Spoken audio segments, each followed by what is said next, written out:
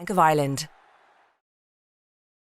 OTB AM. Brought to you by Avantcard Reward Plus Credit Card. Powered by MasterCard. Straight up better than your current credit card. Avantcard DAC is regulated by the Central Bank of Ireland.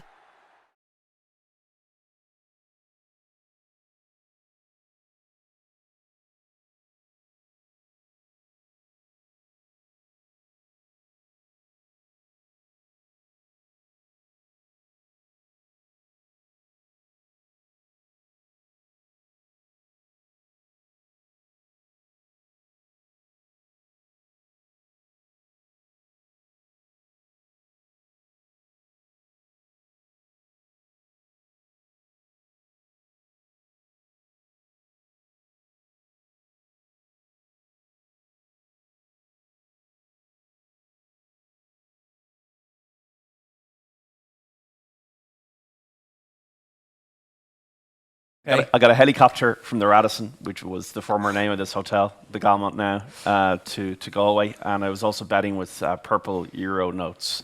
So that's how crazy it was, and that's why I haven't been back in 16 years. I was young and irresponsible. Obviously, I gained responsibilities along the way in my career, so I'm much more well-behaved now. But it is mad here at times, Galway. How did you end up in the helicopter? What was it? Go on. Well, I have a friend who does kind of corporate work. She was doing kind of conferences and that. And right. There was just a chopper on the roof, so there just was, yeah. It just happened. Like Arnie Schwarzenegger, get to the chopper. we ended up getting a lift to Ballybrit. So today it'll be more regular. We'll be getting a bus from our square. Is that chopper ride like 3 minutes? Is it that long even? It's a little bit longer. But yeah, it's a great week. It's a fun week here, and lots of different kind of characters and stories. And I just even remember a couple of years ago, it was on the television, the guy wiping his face with the 50-euro note in the rain, and that to me is the enduring image of Galway Race Week. So we're looking forward to this evening. We'll preview the races in a bit more detail, but there is good racing today. It's the amateur Derby, is what they call it. Yeah, 2-miler, amateur jockeys, and some horses you'd know from, say, the jumps, and like for Mr. Adjudicator, for example, won at Punchestown, was second at the race at Cheltenham there last year, and now is the favourite now for this race over the flat. So we have today a mixture of jumps races and flat races. The big race on Wednesday is the plate, the big chase, and then on Thursday is the hurdle. But yeah, some really good racing, and it's kind of changed here, guys, in that Dermot Weld was the king, a flat trainer was the king of Galway, but in recent years Willie Mullins has now taken over as the top dog. So yeah, it can be tricky, and one thing you need to do with Galway, you need to follow the market. Yeah, because somebody somewhere has some information. Yeah, I remember 2003, like Animal Lover was the name of a horse, and he was backed off the charts, and he won. And it was just that kind of thing. There is, like when you're in National Hunt game, you've got Michael O'Leary, JB McManus to compete against, and the flat game, you've got Aidan O'Brien to compete against. So this is a chance for maybe smaller yards. Okay, can we try and find a big day for our horse, and see if we can win a handicap? So. Yeah, okay. Well, we'll talk about that a little bit later on in more detail. We've got a very special show coming your way from 12 noon today in Paddy Power Shop, and I'll tell you a little bit more about that. That's why we're here. But before we get into the hurling at the weekend, I just wanted to tell everybody about Eoin and a WhatsApp conversation that we had yesterday where he was yerring us over WhatsApp about the future of the Kerry minor football team. At half-time, Tyrone were cleaning them out in midfield. Tyrone were animals in the best possible way, and the drive for six was already finished. And then I didn't even bother checking the rest of the scores, because I was like, just assumed that the game finished in like an annihilation of Kerry's chances. And then lo and behold, it turns out Kerry actually won. Yeah, they did. Incredible. How did they win? They won with an outstanding second-half performance, John. It was on TG Carr's YouTube yesterday, and everything I said in the first half was not yerring. It was a clear analysis of an incredible run that might have come to an end. 34 not out, the run goes on. 2013, the last time they've lost a game. Tyrone were the team to end that run, or they were the last team to beat them. So naturally I was a little bit nervous before yesterday, and after Tyrone had kind of kept Kerry to whatever it was, 3 or 4 points in the first half, I was like, this is it. The biggest record in Irish sport is done. But it's not. It's still going. Yeah, you're the worst fans in the world. You are. What's wrong with being? You were chicken licking. The sky was caving in at half time when instead of you were like, oh no, these lads have got this. I've seen them in stickier spots over this run. You were like, no, this is. This is no good. I haven't really seen them in stickier spots over this run. That's the thing. It was the stickiest spot they were in, and they managed to get themselves out of it. So congratulations to the Kerry Miners. Is it in the Oxford English Yarry in it? It probably should be. We could start that campaign. But are you giving me credit for what happened in the second half yesterday? Thank you very much. Look, I was at Croke Park. I don't know what was going on. So Croke Park was obviously the place to be over the course of the weekend. 2 great games. I was in Wexford for the last couple of weeks and driving up, got stuck in all of the match day traffic yesterday, and just a palpable sense of excitement. So I was emotionally invested in hoping that Wexford could make the final, and fair play to Tipperary, it was amazing. But for it to be a great year, almost irrespective now, I mean, maybe if they serve up a classic in the final, it's going to feel very similar to a lot of movies we've seen over the last 10 years. A typical Kenny final is almost a bit of an anticlimax after the year that we've had. I disagree. I don't think so. I think having a Kilkenny-Tipperary final is brilliant. Sometimes the bad guy does win, and that's kind of what it felt like coming away from Croke Park on Saturday night. All the fans think to themselves, even though Limerick are All-Ireland champions, there is the sense that the normal order has been resumed. The Empire striking back is how Anthony Daly put it on television yesterday. That is the sort of feel you have around it, and I think that kind of adds to the authenticity of this. I mean, fairy tales don't always come true. They don't always have the happy ending. Like, we're going to have Podge Collins with us in a little while. He can tell us about the time when the fairy tale does reach its happy ending. For Wexford, that's just not the case. Sometimes this ends in heartbreak, no matter how good you are. And they came up against a team yesterday that also wanted it just as badly. They would also have done the same thing, to hire out a minibus and drive wherever it needed to be to get Liam Sheedy to come back if it required that. They also have that same level of dedication, and Davy, now we've seen the newspapers, is kind of stuck between two stools about whether or not he comes back next year. Losing a semi-final is heartbreaking. If they got to the final, at least there is a sense that finally Wexford Hurling is back at the top stage. They've got their moment in the sun. If you had to put money on it, I would put money that Davy is coming back. That there's a difference this year that they've won a Leinster title, because the heartbreak was that they didn't win the Leinster title and that they hadn't fulfilled the potential, but now they have. If he stays, that group can stay together and they can build on this, but if he goes, I think it's very difficult for them to come back. There's something for them to work on now.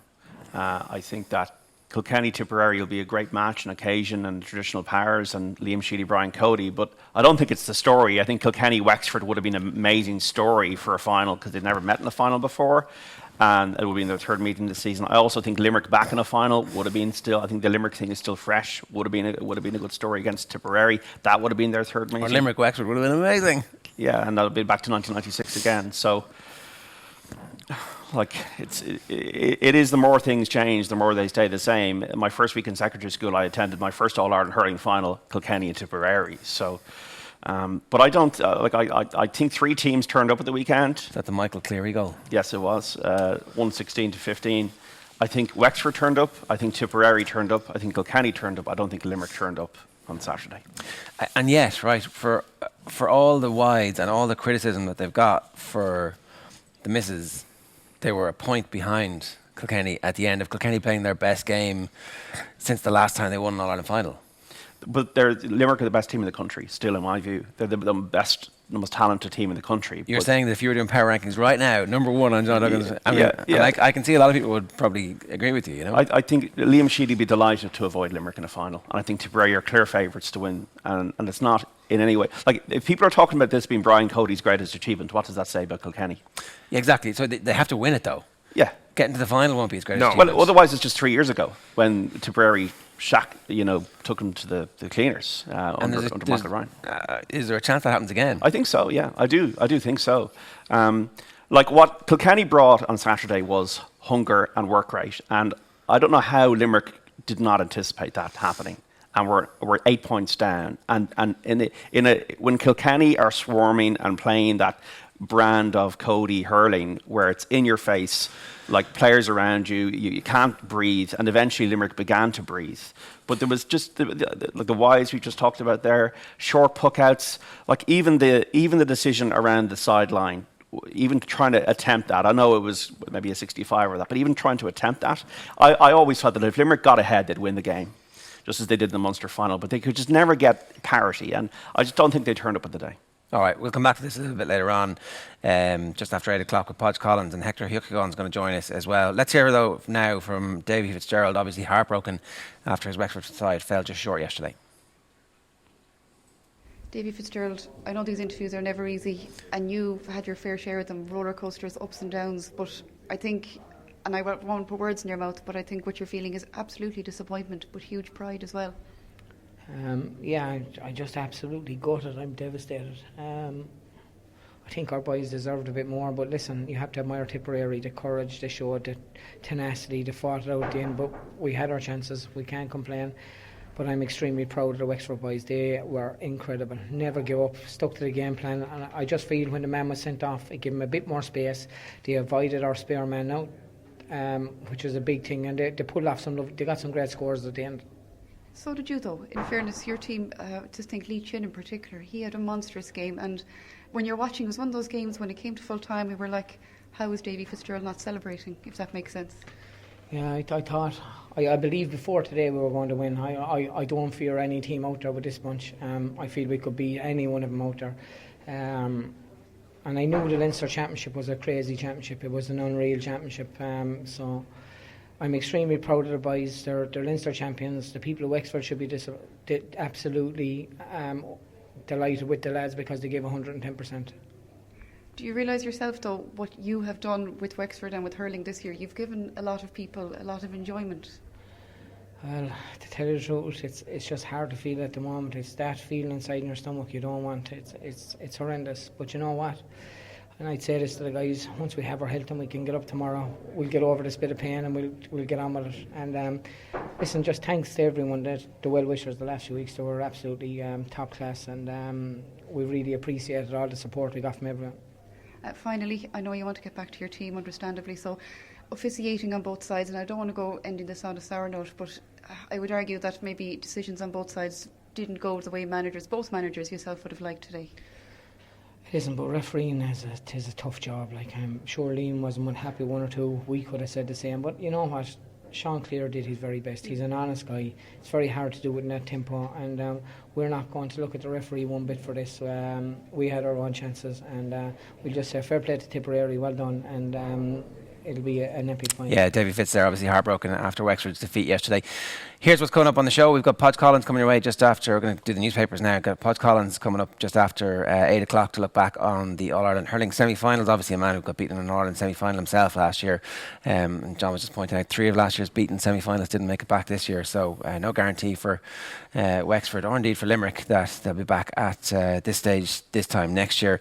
Hector O'hEochagáin is going to join us around about 8:25 to talk to us about the magic of race week. And I think he might have actually been in Croker at one of the hurling matches at the weekend as well. So we'll get his take on that. Some tips from John Duggan around about 8:40 to try and make us some money this week in Galway. The Coronas lead singer Danny O'Reilly is going to join us. They were gigging last night here in Galway, so hopefully we'll be able to drag him out of bed around about 5 to 9 this morning. And then the course clerk at Galway is going to join us to tell us how they make the magic of race week happen and how they manage to get both the flats and the jumps going on the same track at the same time on the same day. It does require a little bit of magic, but in the meantime, let's bring in the newspapers.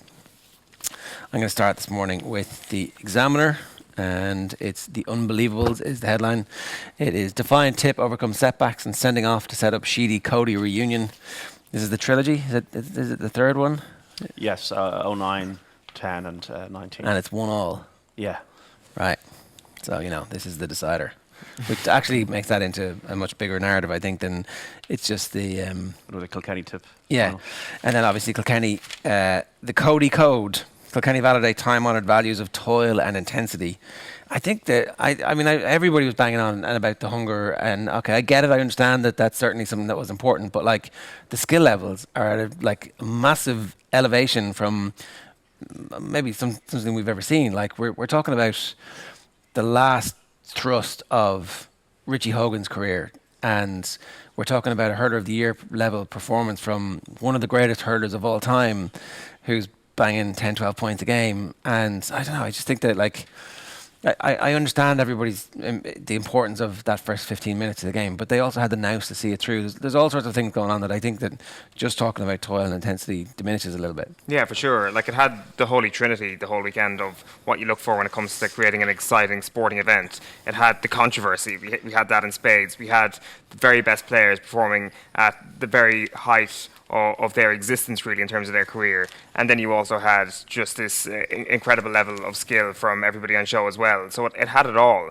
and there was twists and turns, and it's turned into, I would say, the best in terms of quality sporting weekend in the Irish sporting calendar. The All-Ireland semi-final weekend. It's our own version of Woodstock. Oh, right. There you go. That's the headline, and it's over Dalo's piece. The last weekend in July has become our annual Woodstock, our own hurling festival weekend. And there's probably an opportunity to push some extra stuff out around it, do some extra marketing, because I did feel the build-up was actually a little bit muted. Maybe the calendar needs to be looked at again. The season, I think, is too truncated. Yeah. It's over before you've even thought about it. And we're running into Super 8s, and then we're running into football semis a week later. And the narratives do tend to get lost. On your point about Kilkenny, there was a moment in the second half, Limerick got it back to a point, and then Kilkenny had another go. They came again. And Adrian Mullen definitely must be credited. I think he got 4 points, young lad. And Brian's able to bring those people into the team. So, yeah, their half forward line was very good, and Declan Hannon obviously wasn't right, and he was taken off. So, even if you go down, and we have for many years, to like Langton's for a press night for Kilkenny and that, and you just see all the little flags all around the county, and like it's innate and it's inherent to their system to be able to hurl at a certain level, regardless of how. Like, I suppose we've been kind of spoiled with Kilkenny in that we're always thinking about Kilkenny in the vein of being the greatest team of all time, which they were. So this might be a 1992-93 Kilkenny. Like, Kilkenny were winning titles in the 70s, and not every year that they were winning them was a great year. I just think we were spoiled with the team we had from 06 to 09. Yeah. I think that's why we talked a little bit earlier on about this, if people missed it. We talked about how people are saying this will be Cody's greatest achievement, because that's a reflection of the quality that he has in the team at the moment. It's not the full back line that had JJ and Jackie. He doesn't have Tommy Walsh in the half back line. There's a bit of mix and gather 'em here, and there's a few young lads coming through, but it is definitely the final thrust of Richie Hogan. I don't expect, I'd say Richie Hogan made his mind up he was going to retire at the start of this year, at the start of the previous year, that he was going to say this was one last. So seeing him out there, and like Colin Fennelly still seems like he's at the top of his game, so he's not going anywhere just yet. Well, the goal was just brilliant. Like, the goal, just like, he left Sean Finn in the Halfpenny place, and to get that goal at a crucial time again. So the question is, like, have Kilkenny returned? Had they come back, or really had they just not gone anywhere at all? I mean, you look at their season last year, they were league champions, weren't they? They could have beaten Galway in the Leinster final, a Galway side that were reckoned by most people to be the best team in the country at that point. It's not like they'd gone and faded into obscurity whatsoever. All they needed was the likes of a Hugh Lawler at the back, the likes of an Adrian Mullen up front, doing what they used to do during that incredible 4-year run, which is gathering 1 or 2 players every year. They found those 2 players this year. I think they went away from being the greatest team of all time. Of course they did. That's kind of how that conversation was like, this Kilkenny team isn't a patch on the previous team, but what is their level? Well, that's exactly it. Like, just because they're not at that level doesn't mean they can't still be the best team in the country. And like, you do wonder if they get enough credit for what happened in 14 and 15 as well. Like, we talk about this decade being fairly turbulent post Kilkenny. Like, Kilkenny could walk away from this decade. What would it be? 4 All-Irelands if they go on to win this year. Like, I mean, that's one hell of an innings from somebody who would be seen as the best of the rest, perhaps, or would be on the similar footing to the likes of Galway's and Tipperary when it comes to teams this decade. This feels like essentially a new team in many ways, even though there is kind of, Paul Murphy, there's obviously the 2 lads we were talking about, the 3 lads we were talking about in the forward line. Does Joey Holding count as a member of that team? I'm not sure if he does, of the great team. I'd feel that hurling is very level at the moment. It's very much a level playing field, and there's not much between the counties. And I don't think it's been the best season. Walter Walsh obviously there the whole time. I don't think it's been the best season. I think Tipperary were looking very much like the All-Ireland winners until they got to the Munster final, and they lost by 12 points. Kilkenny have lost to Galway and lost to Wexford this season. When I'm comparing this to the Hawkeye year 2014, I think that's the greatest game of hurling I've ever seen. And I don't think the players are at the standard of those players 5 years ago. Do you not think, really? No, I don't. No, personally, I don't.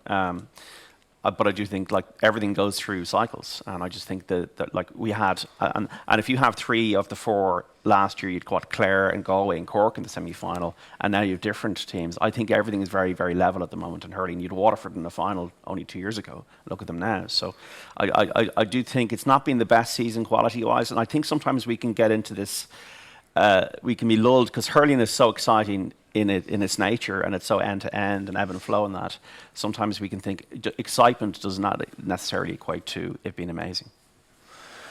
Just my personal opinion. It does feel like this semi-final weekend can paper over a lot, because the teams are evenly matched. It is knockout. There is a massive prize in the line. There are career-defining moments happening on both sides in both games, and certainly you can always go, well, look at that. I mean, I don't know how many were at the Limerick-Kilkenny game. There's 60,000 there. 55,000. Okay, so 111,000, 115,000 over the weekend. Not bad at all by any global sport metric. It's just that the stadium is too big. And, you know, you can point to it being in rude health. You definitely just want to make sure that no one's taking this for granted. The Irish Daily Star this morning leads with tough at the tip. Davy hits back at critics as Premier Men and Wexford Dream. You've got bid for 2020 or 2030 rather could falter. The joint Irish-British 2030 World Cup finals bid is reassessing its options after China expressed an interest in staging the tournament. The bid association may now go for 2034 instead. Of course, Croke Park and the Aviva Stadium part of that bid for the World Cup in 2030 or now potentially 2034. And Gerlach Nan, it's not right for Hawkeye to call back play after such a delay. Plenty of talk about Hawkeye, plenty of talk about the potential introduction of VAR in Gaelic games this morning, and tons of talk about officiating. It's totally right to call it back. It's 100% correct to call it back. The ball was the score, and so you know, it was exactly the right decision. And you can't be complaining about it, I don't think. The delay is not an excuse for you to say, well, they got the goal and they had their hopes up. Sure, the correct decision shouldn't have been reached in the end. Yeah. As long as the correct decision is reached, I don't care how long it took. As long as it was correct, that's all I care about. Like, have we got any conclusive proof that the ball was definitely over the bar? Like, I mean, the Hawkeye decision obviously had the trajectory, but it's not about the trajectory. Did the slitter cross the entire plane of the crossbar? Presumably, Hawkeye also measures that. It's 3D. You would assume so. But I'm not entirely sure. Show me the wounds. Exactly. Let me put my finger in your wounds. Call me Doubting Thomas, because I don't think the full sliotar was over the bar. I think I'm not sure that the technology actually covered that. It does. It's 3D. Of course it does. Like it covers the trajectory of it. But like how far it actually because you could see the ball and then you could see the rest of the trajectory beyond the ball. It feels a little bit like that cow is far away. It just feels a little bit like that. Oh. It does, but when you actually saw the image, you saw the continuing trajectory of the ball. Why did they need to show the continuing trajectory of the ball? Because it's not about where the ball would have ended up. It's where the ball physically was. It doesn't matter where it would have ended up. Yeah, because otherwise it would be a save. Well, yeah, exactly. But like, I don't know. Thankfully, it didn't matter in the end. Yeah. Thankfully. Was there a shout for penalty for Wexford immediately when they were 5 points up? Yes. A game-changing penalty? A stonewall he suplexed him. Which would have been an 8-point lead if they scored it. And it really seemed that it wasn't given because they were down to 40 men. Exactly. I mean, that was a joke of a call. Now that's... So, Davy didn't talk about the referees, wouldn't complain about the referees right there. And obviously Tipperary think that they were, because they were on the wrong side of that decision, and they didn't get the advantage when... Jake Morris, yeah. Yeah, so there should have been an advantage. But by that stage, that game's over because you're 8 points down. You're not coming back from 8 points down with a man down. I don't think. No, it would have been one hell of a task. And yeah, it would have been a game changer for sure. Like, were there a couple of potential red cards as well? There was a punch.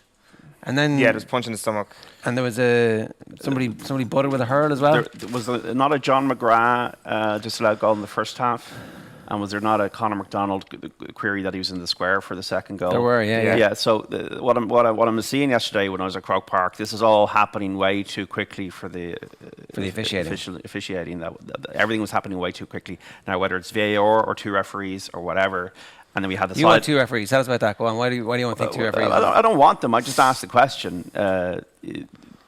I was seeing a degree of a struggle. There was so much going on, and every 5 minutes there was an incident that now, if Tipperary had lost, they'd have to feel like, wasn't it even that Tommy Dunn at half time went over to the referee? He did, yeah. So I don't know if two referees could work. Like if you could have two different types of referees, one half of the pitch, but some kind of video system. And I don't think, like, we had a Hawkeye final 5 years ago, and it's probably the most dramatic moment there's ever been in hurling, and it was great.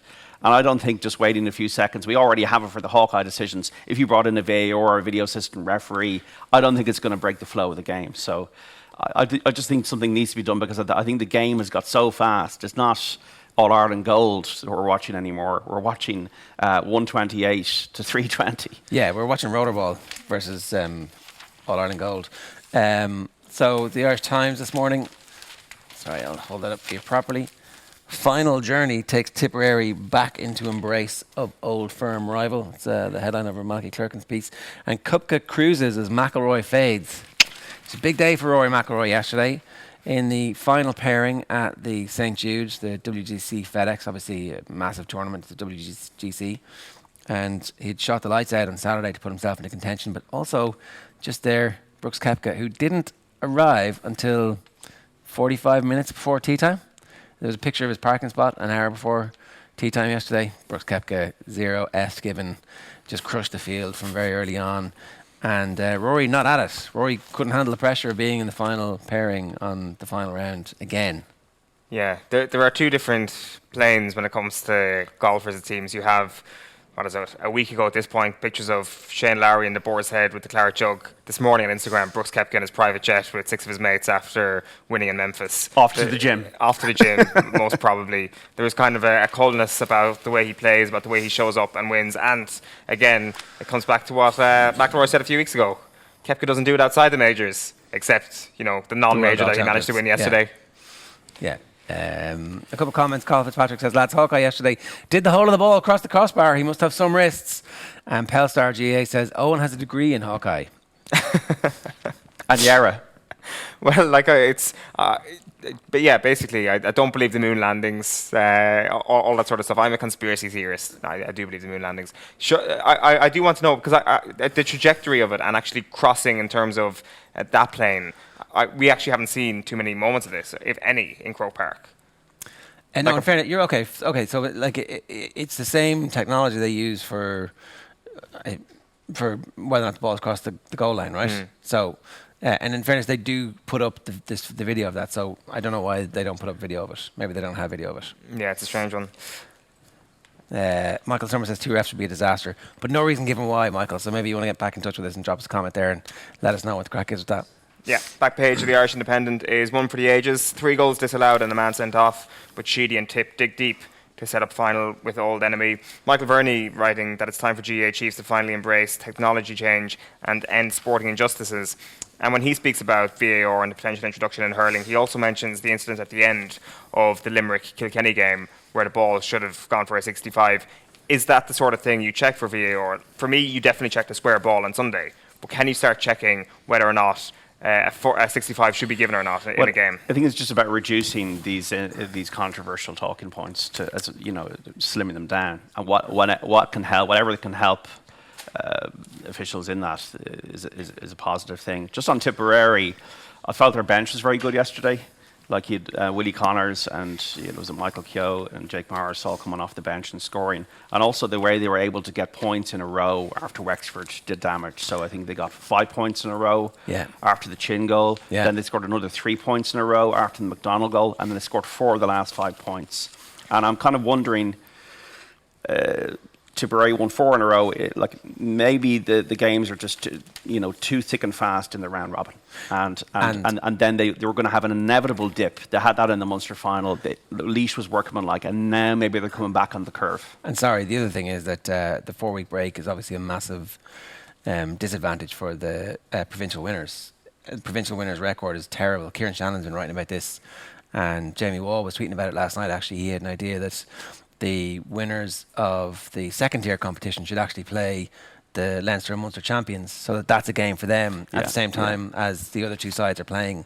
So that you're out there, you're just keeping. There's a game. It's not just 4 weeks of training, and because where Wexford a tiny bit ring rusty. Maybe is it enough to get you over the line in those final 5 minutes? Who knows? The other alternative is that you have consecutive weeks, and that the team who does come through the back door, so to speak, does actually have a little bit more of a fatigue to deal with in that way than the 4-week break So would you're probably punished. be advantageous. Yeah. Yeah. Kind of like we saw with Mayo going into the Super 8s. Absolutely out on their feet in the first game, and that was their punishment for going through the back door. Or maybe I just don't care because it's not big time enough for them. It wasn't do It or wasn't die. knockout. It yeah. wasn't do or It wasn't die. knockout. So They're not interested. Come back to us when it's knockout. basically, back page of the Mirror is tipping point. Sheedy hails 14-man premier as red card sparks late rally. We've also got gunfight. Ozil and Kolasinac not ready to play after carjacking terror as Lacazette limps out. Alexandre Lacazette injured in their defeat to Lyon yesterday. Bad news for Arsenal fans. Unai Emery saying that Ozil and Kolasinac are still not 100% after, of course, escaping unharmed after an attack last Thursday, a carjacking by knife-wielding attackers. There was a picture posted on Instagram by Kolasinac saying, "We're all good," or whatever it was. Himself and Ozil seemed pretty chirpy, being pretty happy for him, but you just don't know what the long-term impact of that is on somebody's mindset.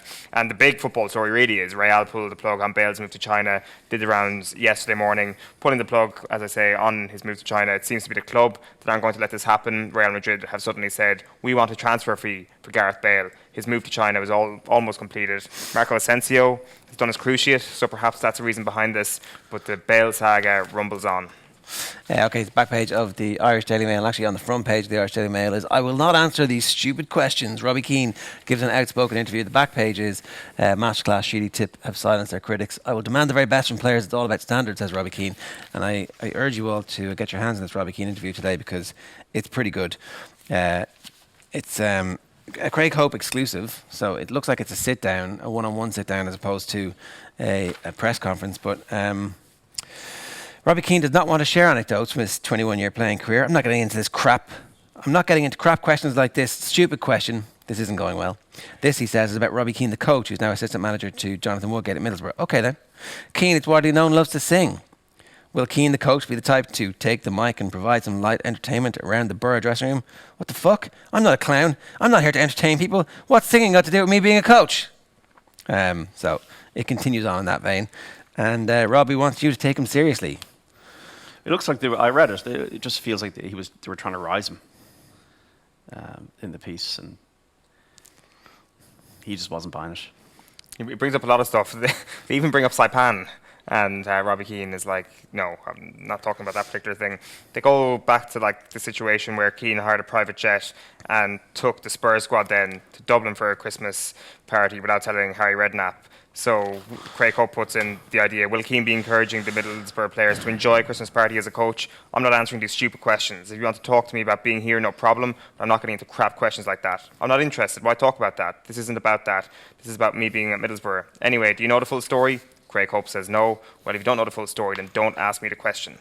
Then, like, there's a couple of other weird ones. Like, he talks about coaches coaching players to be coaches rather than players, which I think is an interesting point. And his philosophy actually comes out quite well in this piece. But then one of the other weird ones that kind of comes through in this piece is that he says that even now, when he's in, this is about his attention to detail, when he's in a restaurant with his wife Claudine, he instinctively identifies his nearest exit points and where other diners are positioned. It all sounds a bit Jason Bourne, we observe. He laughs, a genuine laugh, it must be said. Okay, what colour is my watch? He doesn't divert his gaze before answering. It's got a blue face and it's a cheap one, he says, laughing. He is right on both counts.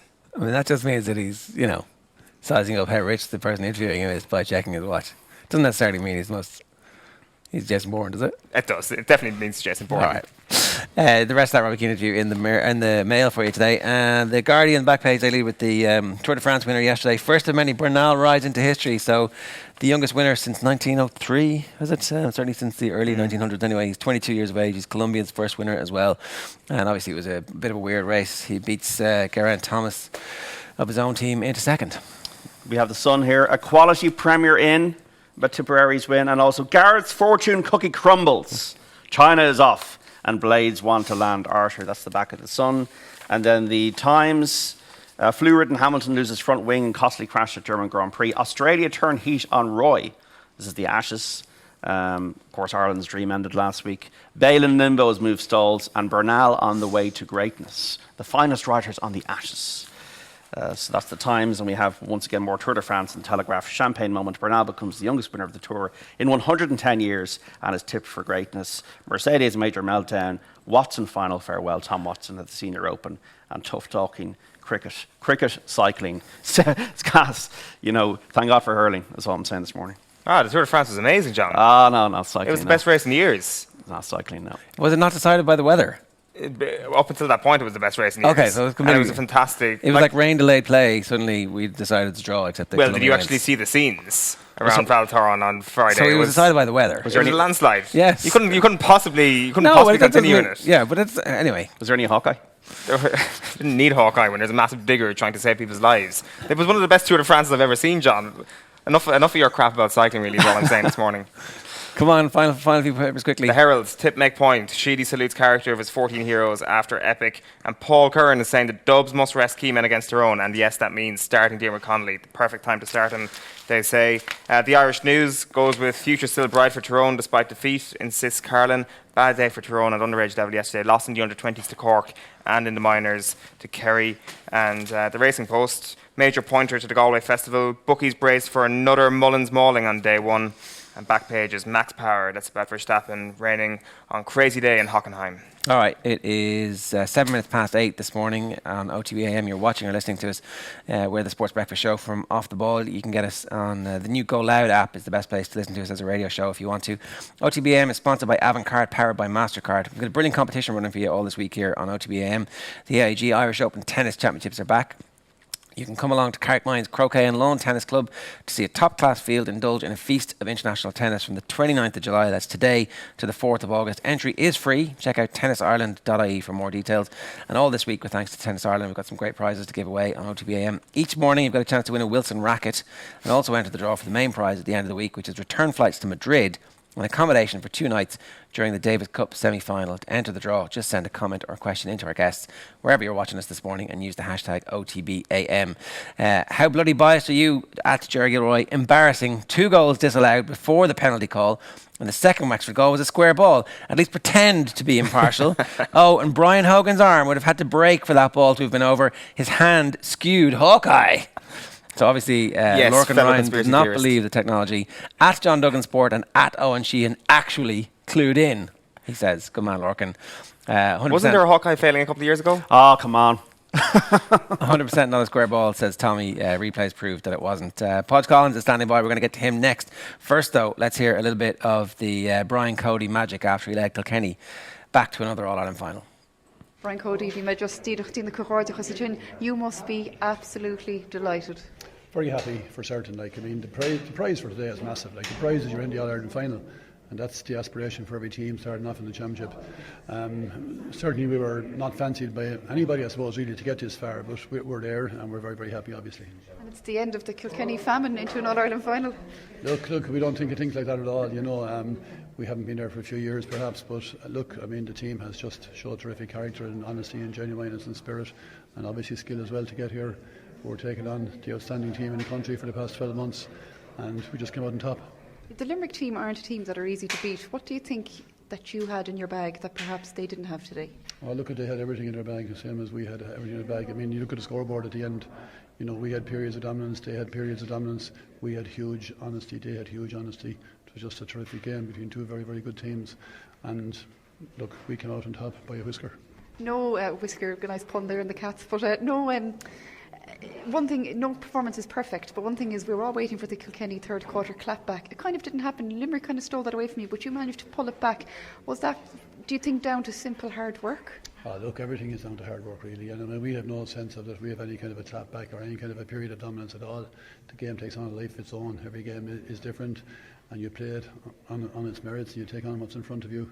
We came up today knowing that we had to just be absolutely tremendously honest, first of all, to be able to compete. We wanted to be competitive first. We were competitive, and as a result, and we have ended up being successful. Finally, at full time, I saw the full time whistle go. You were the epitome of relief there on the sideline. Can you describe how you feel right now? Well, look, you're looking at the game that's going on in front of you. It's up and down the field. We're a point ahead. Anything can happen, and anything did happen several times out there. So look, how do you feel when the final whistle blows? Of course, it's relief, absolutely, without a shadow of a doubt. When does enjoyment come into it? Oh, it's there straight away as well. But look, there's There's no cups going today. There's no trophies going today. It was the journey. The prize was to get to the final. Now we're in the final, and it's Brian Cody there speaking in the aftermath of another All-Ireland semi-final victory for him. His record is pretty insane at this point. Podge Collins is here with us. Podge, how are you? Not too bad, no. Not a bad weekend hurling, all told. Woodstock is how Dalo's talking about it. Okay, well, I was golfing in Woodstock yesterday, so I thought you were going to make a reference to that. I was like, how did you know? But anyway. Wow, yeah, okay. No, he means the crazy music festival from the 60s as opposed to golf. What did you make of the whole weekend? I thought it was insane. I thought the two games were just, the intensity in both of them was massive, and that's, I think, what everyone's referencing to this week. Unfortunately, we always have talking points about the referees and different incidents in the game, and that just comes with hurling. It's such a fast game, and it's so high intensity that you're with Lorcan. You think that I'm completely biased, and that Hawkeye was that Brian Hogan's arm would have had to break for the ball to have gone over. Yeah, well, I'd love to see a picture from the side like that Ozzie Gleeson incident where you can actually see the ball going over the bar, because I honestly just think that the Hawkeye picked up his hand being on line with the goals and gave the score, because like when you saw the Hawkeye replay, it was ridiculous. Like went a metre behind the goals. Yeah, well, obviously it clearly didn't. Yeah. So I don't know, and yeah, I don't know if it's right, but I'd love to see a camera from the side. Yeah, I suppose if it had ended up being something which decided the game, then everybody would have been a little bit more up in arms about it, because Tipperary win, it becomes less important. I did want to talk about the semi-finals, right? And like, how are Wexford feeling today? Because you've been there. Yeah, I suppose like Wexford are going to be kicking themselves big time. 5 points up, man down, and letting that slip is going to be disappointing for them. They're going to be thinking about it for a long time. People always comment about how the extra man, how getting a man sent off can either increase performance or decrease performance. You don't know how it's going to go, but like I'm not buying that. When you're a man down, you should have an advantage, and they were 5 points up, and they really are going to be kicking themselves. Like Diarmuid O'Keefe and Liam McGovern were getting on so much ball up to that point in like wing forward midfield position, and they were influencing the game, and then that completely element went out of their play, and the ball started going much longer, and Tipperary just crowded out the back line, and there was so much more space up in the Tipperary side of the field, and like it just, I don't know, should they have just played the sweeper more with the last couple of puck outs or last like 10 minutes of puck outs, and kind of built the play as they were doing throughout the game, as opposed to going direct, which kind of killed them. For such a pre-programmed team, it was mad they went away from the programme at the precise moment when it was in their greatest advantage. When you have a lead, you can absolutely afford to sit back, clog up all the space around the tip lads, and just go, well, we've got a 5 point lead, you're going to have to come and beat us now. Yeah, well, like they kept the sweeper, and that's fair enough, and that's what they know better than anyone. I think that's what actually gives them an advantage against most teams, because they're so used to playing with the sweeper now that a team coming against them, whether they're better hurlers or not, aren't used to playing with a sweeper. So Wexford have been practicing this for the last 3 years, so they have a distinct advantage, so I think that helps them big time. But like a big talking point from the weekend then is that a penalty call like Ronan Maher and Conor MacDonald in the second half, like in the Limerick game, that was given, where Aaron Glenn grabbed the hurley. It could have been a free out, but he gave a penalty, which Alan Kelly was probably right. He did throw him to the ground, Lawler. And then in the next game, the semi-final, the kind of same incident isn't given. And why was it not given? Because they've just been sending off. Maybe. And because it was going to decide the game. Yeah, maybe. And like that's it, isn't it, though? Like, because it doesn't look like nobody seemed to have missed it. Everybody seems to have seen it at the time, but because it's just after the sending off. Yeah, maybe, I don't know. And like maybe the day game before shouldn't have been given, even though some people are like it's stonewall, and other people are like no, it shouldn't have been given. It's a hard job. Yeah. But Podge, how do you feel, or how do players feel? Like players talk. You talk to players from your own county, other counties. How are players feeling in 2019 with the game so fast about the way the game is officiated? Do you need VAR? Do you need 2 referees? Do you just need a really good referee and the status quo? Are players happy with the standard of officiating in Gaelic games in hurling? Well, going away from this year, from my own point of view with Clare, I definitely had no gripes or any referees from our campaign. I genuinely didn't. I think the game, the way it's so fast and it's viewed by so many people, when decisions are made and they aren't the right ones, people are very aggrieved by it. And in the especially in the Tipperary Wexford game, there was a lot of talking points, and most of them revolve around the referee. So, and Sean Clear, like who was refereeing it, is a gentleman. He's a really nice fella. Who also is not getting paid, by the way. Is it the refs don't get paid? It's put me on the spot there. I haven't refereed a game. I presume they did, but maybe not. But he's an absolute gent. Well, I just think they get their expenses. Yeah, maybe that's it. But he, like, yesterday is probably very difficult for him this morning, because I haven't seen Twitter, but I'm sure if you go onto Twitter, there's going to be all commentary around his performance, and that's very tough on him, probably his family. And like I've talked to, like he's one of the refs you can actually talk to on the field and ask him about decisions, and I think he's a good ref. But yesterday he found it difficult. So should he get assistance? Probably. Would the VAR thing work? Maybe. I saw Tom Kenny talking about yesterday. He was talking about maybe having a referee gets like 2 challenges, something like American football. Like there's a red flag in American football, you throw the flag, you get to review the play. Maybe if a referee or a manager had 2 of them on each side, that it could.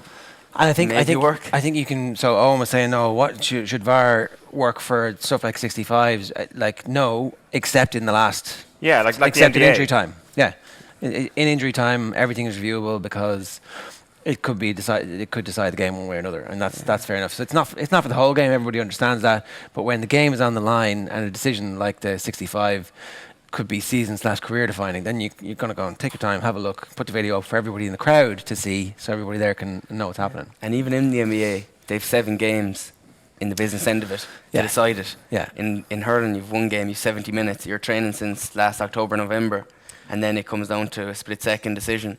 So there should be some assistance, maybe. Absolutely. There's 2 quick things I want to talk to you about. The point that Jamie Waugh was making about the 4-week layoff for the provincial champions. It's not fair that 4-week layoff can't be a good thing for any hurling team, particularly when everybody else is off game, light training, recovery, light training, game. It's like that seems like good crack. Train again, and finally play a game is like. Okay, yeah. Yeah, well, listen, you referenced Kieran Shannon. He's been banging that drum for quite some time. The provincial champions haven't been successful and haven't pushed on historically in Munster over the last couple of years. So it's 2 decades worth of information there that shows that it's not a good thing to win the Munster title, really. Yeah, no, but the Munster title, like the tradition with it is massive, and like obviously any player playing in Munster would love to win it because it is such a hard competition to win, no more so than Leinster, but it is like you saw how Limerick like. Yeah, what if it's a handicap to actually win? I know, but it is like I'd love to have. I don't have a Munster medal. I'd love to have one. Do you know, obviously that's All Ireland. Yeah, I know, and we actually got knocked out by Cork in the first round. Exactly. By 7 points. Yeah. That year, so it appears to be a handicap, and it's probably something that's going to be looked at now. And so they should fix that, and there's a bunch of different ways to fix it. And then, like, is it just a game? Is it just getting your eye in? Is that what that difference is? I don't know what it is. It's very hard to know. I suppose like having even, let's say, the year we got to the final, I can only kind of talk about my own experience playing, is we got leashed like in a game and we beat them well in Cusack Park, and just like that bit of game practice, it's probably the best thing for improving, where you don't have to go. Probably it's not going to be as intense as like since they've come on now. I wouldn't like to meet them now at the moment. Leash, it's like they beat Dublin this year and they look very competitive, but at the time they probably weren't as strong. But playing like the winners of Joe McDonough or something like that is something to look at, maybe. Do you think Limerick show up on Saturday and they realise immediately that they're a little bit off it in relation to Kilkenny? Yeah, I like what they're going to look back at is like Kilkenny shot, I think, 70%. Like their shooting efficiency was 70%, and Limerick's was down around 50%. I think they'd 15 wides. Yes. And then you look back in that game. You look back in that game then, and you're saying, why was that? Was it because Kilkenny were putting the Limerick forwards under so much pressure when they were shooting? Was it because Kilkenny weren't under enough pressure when they were shooting? And then you look at like the errors Limerick made. Some of the shots they took weren't on. There was a player behind them. Whether they listen in Croke Park, you can't hear much, so it's a lot harder. But they will be kicking themselves. Limerick will feel that they are better than that Kilkenny side. They're going to be disappointed with their performance and losing by a point and the way they did and the amount of errors they made and mistakes they made and the wides they had compared to Kilkenny. Like Kilkenny, 70% is in a All-Ireland semi-final is great shooting, and they're going to be delighted this morning. And the intensity they brought, it's a credit to them. And I don't know how they keep coming back. And it's the same kind of names over and over again. How do they keep coming back? I don't know. They have an excellent goalie, Murphy. Like Pádraig Walsh, unbelievable presence back there. He's great eye for the ball, great distributor of the ball. TJ Reid is just one of the most consistent hurlers I've ever seen. Like himself, Canlan, Joe Canning are probably the 3 most consistent players. Probably you could throw Pat Horgan in there as well. Great leader in that. Richie Hogan come back this year, I think has made a massive impact, even though he probably didn't have as much an impact at the weekend as he's had it this year. But having him around And then you've got subs coming on that are making an impact, and that's probably was the deciding factor in the Tipperary game as well. Do you see Tipperary as clear favourites? Tipperary, I think, are favourites, but I would not say clear favourites. I'd say slight favourites. It seemed that Kilkenny had just such a body of homework done before Saturday, not even just on the playing staff, knowing that when Paul Clerk came on the pitch to get after him and to tell him to go back to back to the sideline and all that sort of thing. It's a sort of thing, I'm not sure that Clerk ever experienced that in any of his previous gigs or anything like that, but Kilkenny actually targeting the selector, targeting the man who's running onto the pitch was interesting. Yeah, I don't know, like, where do you draw the line on that? I think that the one player's allowed to come onto the field and they have a duty to their team and they have a job to do, and maybe, I don't know, I think that's a bit of messing, but listen, Brian Cody, I wouldn't argue what Anthony does really. He's stood the test of time, and whatever he does with teams is incredible, and the amount of credit that he deserves is just unbelievable. Like, people talking about him, would he resign maybe 2 years ago or something like that, and this is a transition period and stuff. He just deserves, like, Alex Ferguson status, just, he really is the greatest of all time from managerial point of view. One more question about Wexford, sorry. The freeze that they gave up, the handy freeze that Tipperary kept buying off them, allowed Tip to stay in the game at a time when, especially in that first half, when Wexford kind of got the response to the Callan goal and started to come into the game. Score after score after score from Tipperary's perspective was not a hard-won score. It was a handy free here, a handy free there, a good score, a handy free, and that just kept Tipperary in the game in a way that I don't know how a team takes that out of. Like, I don't know how you sit down at the start of the year and go, no more handy frees, lads. Like, you can't, if it was that easy, everybody would do it. Yeah, well, it's talked about in every dressing room. And during the week, Wexford would have talked about it, no handy frees, and then you get into championship hurling and the intensity is so high, and you're tired. And do we think they're handy frees, but actually they're not? They're just mistakes that players are going to make because if a player puts his hand up too high and then, like a forward, any intelligent forward, once the hand goes up, they're going to drop the head. Yeah. And that's, you see players leaning into tackles the whole time. It's kind of, a lot of players do it to buy frees, and it's part of the game. And like I said, the game's so intense and it's such a high speed. If you want to hit off a guy, but you just have to keep your hands down when you're doing it. There is a way to do it, but does that come with experience? Like, Tipperary have a lot of experience forwards, so do they know how to get themselves in a position where they can win an advantage? They probably do, but I think it was like a lot of the subs, the younger guys that came on, that made a difference. Yeah. Markio, Jake Morris, Willie Connors coming in, they all had an impact. And I think even if you look at the football championship, that seems to be the overriding team. Just that, like Donegal, when they're bringing in their subs, they're nearly as good. They're as good, if not better, than what's starting. They're making such an impact. Dublin the same.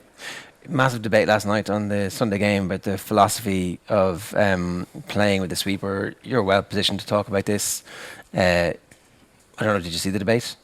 I didn't. Right, so there was a general sense that Donald O'hEochagáin and Derek McGrath were talking about how Davy today is going to get criticised for the team lumping ball in on the full forward line in the last 15 minutes of the game, instead of actually sticking to the stuff that he's been criticised the entire way through, which is daring to innovate and have a sweeper. And the point fundamentally was that football has influenced hurling in a way that people are kind of a little bit loath to talk about. They're kind of a bit scared to kind of say, yes, football did influence hurling and we've taken some good stuff and we moved on. Where is the game now, do you think? Yeah, I don't think football has influenced hurling too much. I think Davy has an idea around the sweeper. And basically, the sweeper, like I said to you earlier, it's like when you're practicing it all year and you're coming up against a team that hasn't practiced it and they have to implement it against you because you've no choice, because one player's going to go back, so you're going to have another player. But like Tipperary are actually a team that are probably, let's say, the way we played against Tipperary in the league this year, we dropped a man out the field to midfield, maybe an extra forward, and Tipperary dropped someone back. So Tipperary put a sweeper in place, put Pádraig Maher in place as a sweeper. So they were probably more privy to it than other sides. My thoughts on it in regards to the game, a sweeper, like, it hasn't won an All-Ireland, but Wexford will be absolutely delighted with Davy and winning Leinster. So, like, you're going until the day the sweeper system wins the All-Ireland, like, people are going to be against it. But the fact that whether he's a sweeper or not, lumping the ball down is an issue of the players, as opposed to, let's say, a system. Like, the players should have kept the cool Yeah. That's the exact point Don Logue actually made last night, was that until it wins in All-Ireland, it will have the constant criticism around it. But like you say, it hasn't been too influenced by football. Like, so what if it has been influenced by football? Who cares where the influence actually comes from if it's actually leading to more innovation in the game? Yeah, well, I don't see any what, like football, okay, intense tackling. No, it's the running game where you're running through lines as opposed to letting the ball do the work. You know, traditionally when we were all kids, it was like, let the ball do the work. No human being can outrun a sliotar. It's true, but actually, if you keep possession and work through lines and break tackles and have support runners. But the further you can hit the ball and the quicker you can hit the ball and keep possession, the better. So like the more you can work the ball, the better. But it's like this lumping high ball, yes, that's gone and that's great. Yeah. People have got smarter. Using the ball, keeping the ball will win you the game. More possession will more than likely win you the game. So maybe that's it, sorry. Maybe that's the description. It's keeping the ball and playing a possession game. Although the Galway hurlers in the 1980s were playing possession hurling, so I don't know if that's necessarily like Cyril Farrell's teams kept the ball. Yeah, well, I think that's just intelligent. If you have the ball more than your opponent, and if you can work the ball into better positions, you have a better chance of winning the game. Right, we'll keep this going. If anybody has any comments for us, use the hashtag OTBAM, and that's how you can enter our competition this morning as well. We're going to speak with Hector O'hEochagáin next, because I know he's got some thoughts on this as well. Tommy Walsh was in Croke Park for us on Saturday morning, but he couldn't make Croke Park on Sunday because he had to go to the zoo. Have a look. You know, it will be an amazing day tomorrow, and I'd like to be here tomorrow, but I think it will be a spectacle. And that's a good place for me to tell people now, you're not going to be here tomorrow because you're going to be at the zoo.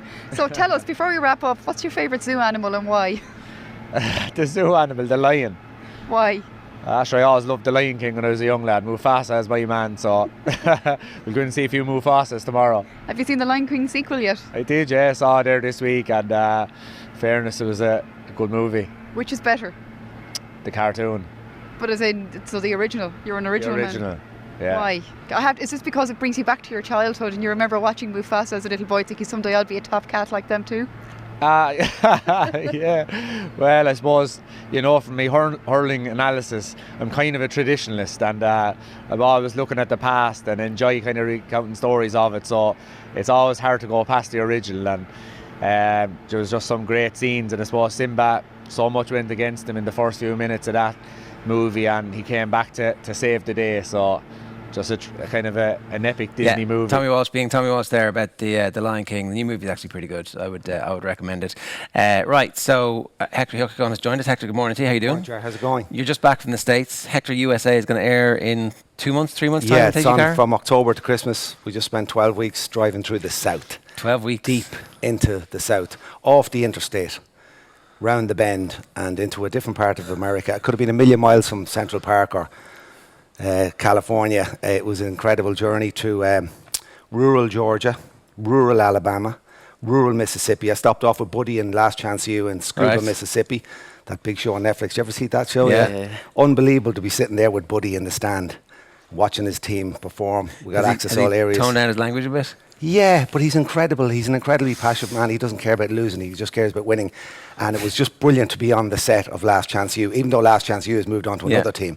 I spent the day with Carl Lewis in the University of Houston, sitting with him, watching his university track team with Leroy Burrell, who's another great sprinter. They're in charge of the multi-million-pound athletics. But he's only that's his day job now, is it? That's his day job. But I sat with Carl Lewis, 55 years of age. He looked like he said he did in 1984 when he romped to victory with a long jump as well. But incredible journey, 12 weeks travelling through the States. I've had enough of them now because the Americans, pound for pound, are boring. Well, it's a Trump country you're in. I've had enough of them. They all feel the same, talk the same. We had to dig very deep to get some difference, but they're all Trump lovers. Trump is absolutely revered. No matter what we see on the 9 o'clock news in Ireland, it doesn't matter. The cities are booming. Phoenix, San Antonio, Houston, Atlanta, booming. Employment booming. Construction booming. So when America's doing well, they're happy with the man in front. Yeah, you were in Mississippi. Were you in Alabama? Yeah, it's an interesting part of the world as well. Yeah. They're interesting characters, as you say.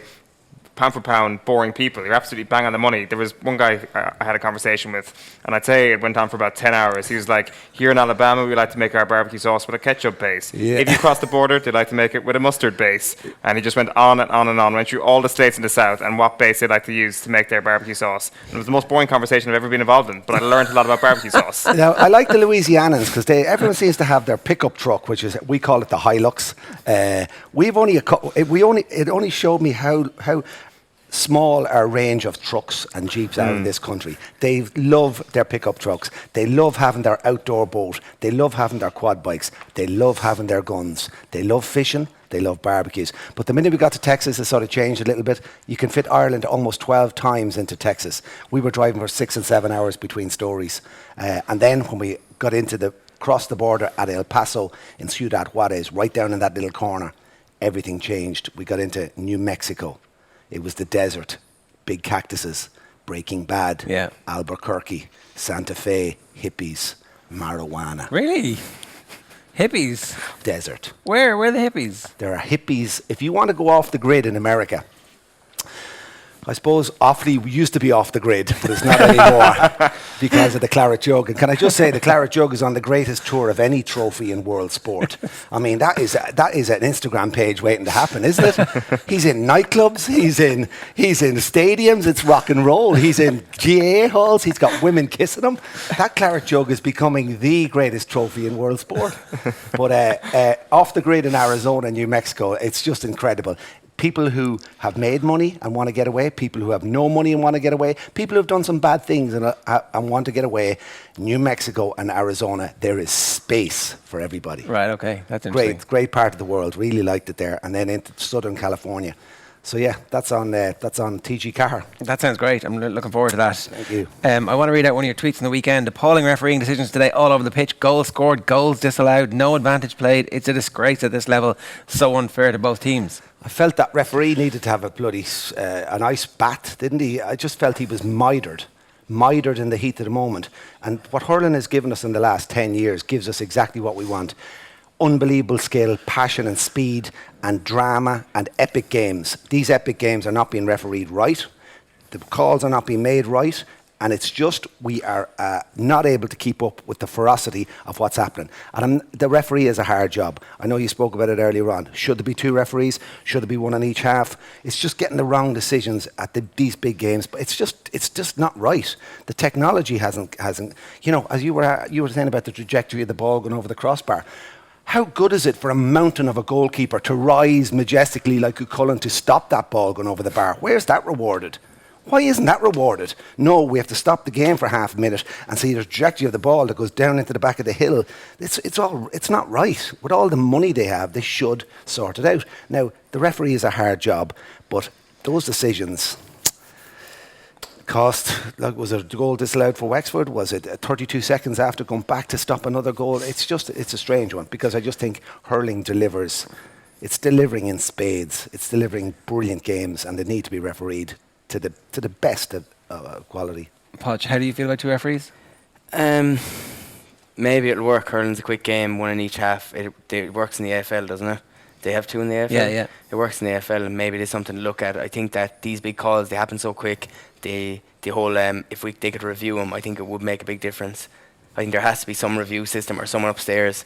And even if that ball was a point, the game should have gone on. It does seem, sorry to interrupt, it does seem though that they aren't getting the best out of the officials that they do have. I agree that they should have 2 referees, but ultimately they do have 1, 2, 3, 4, 5, 6 other officials on the field of play as well.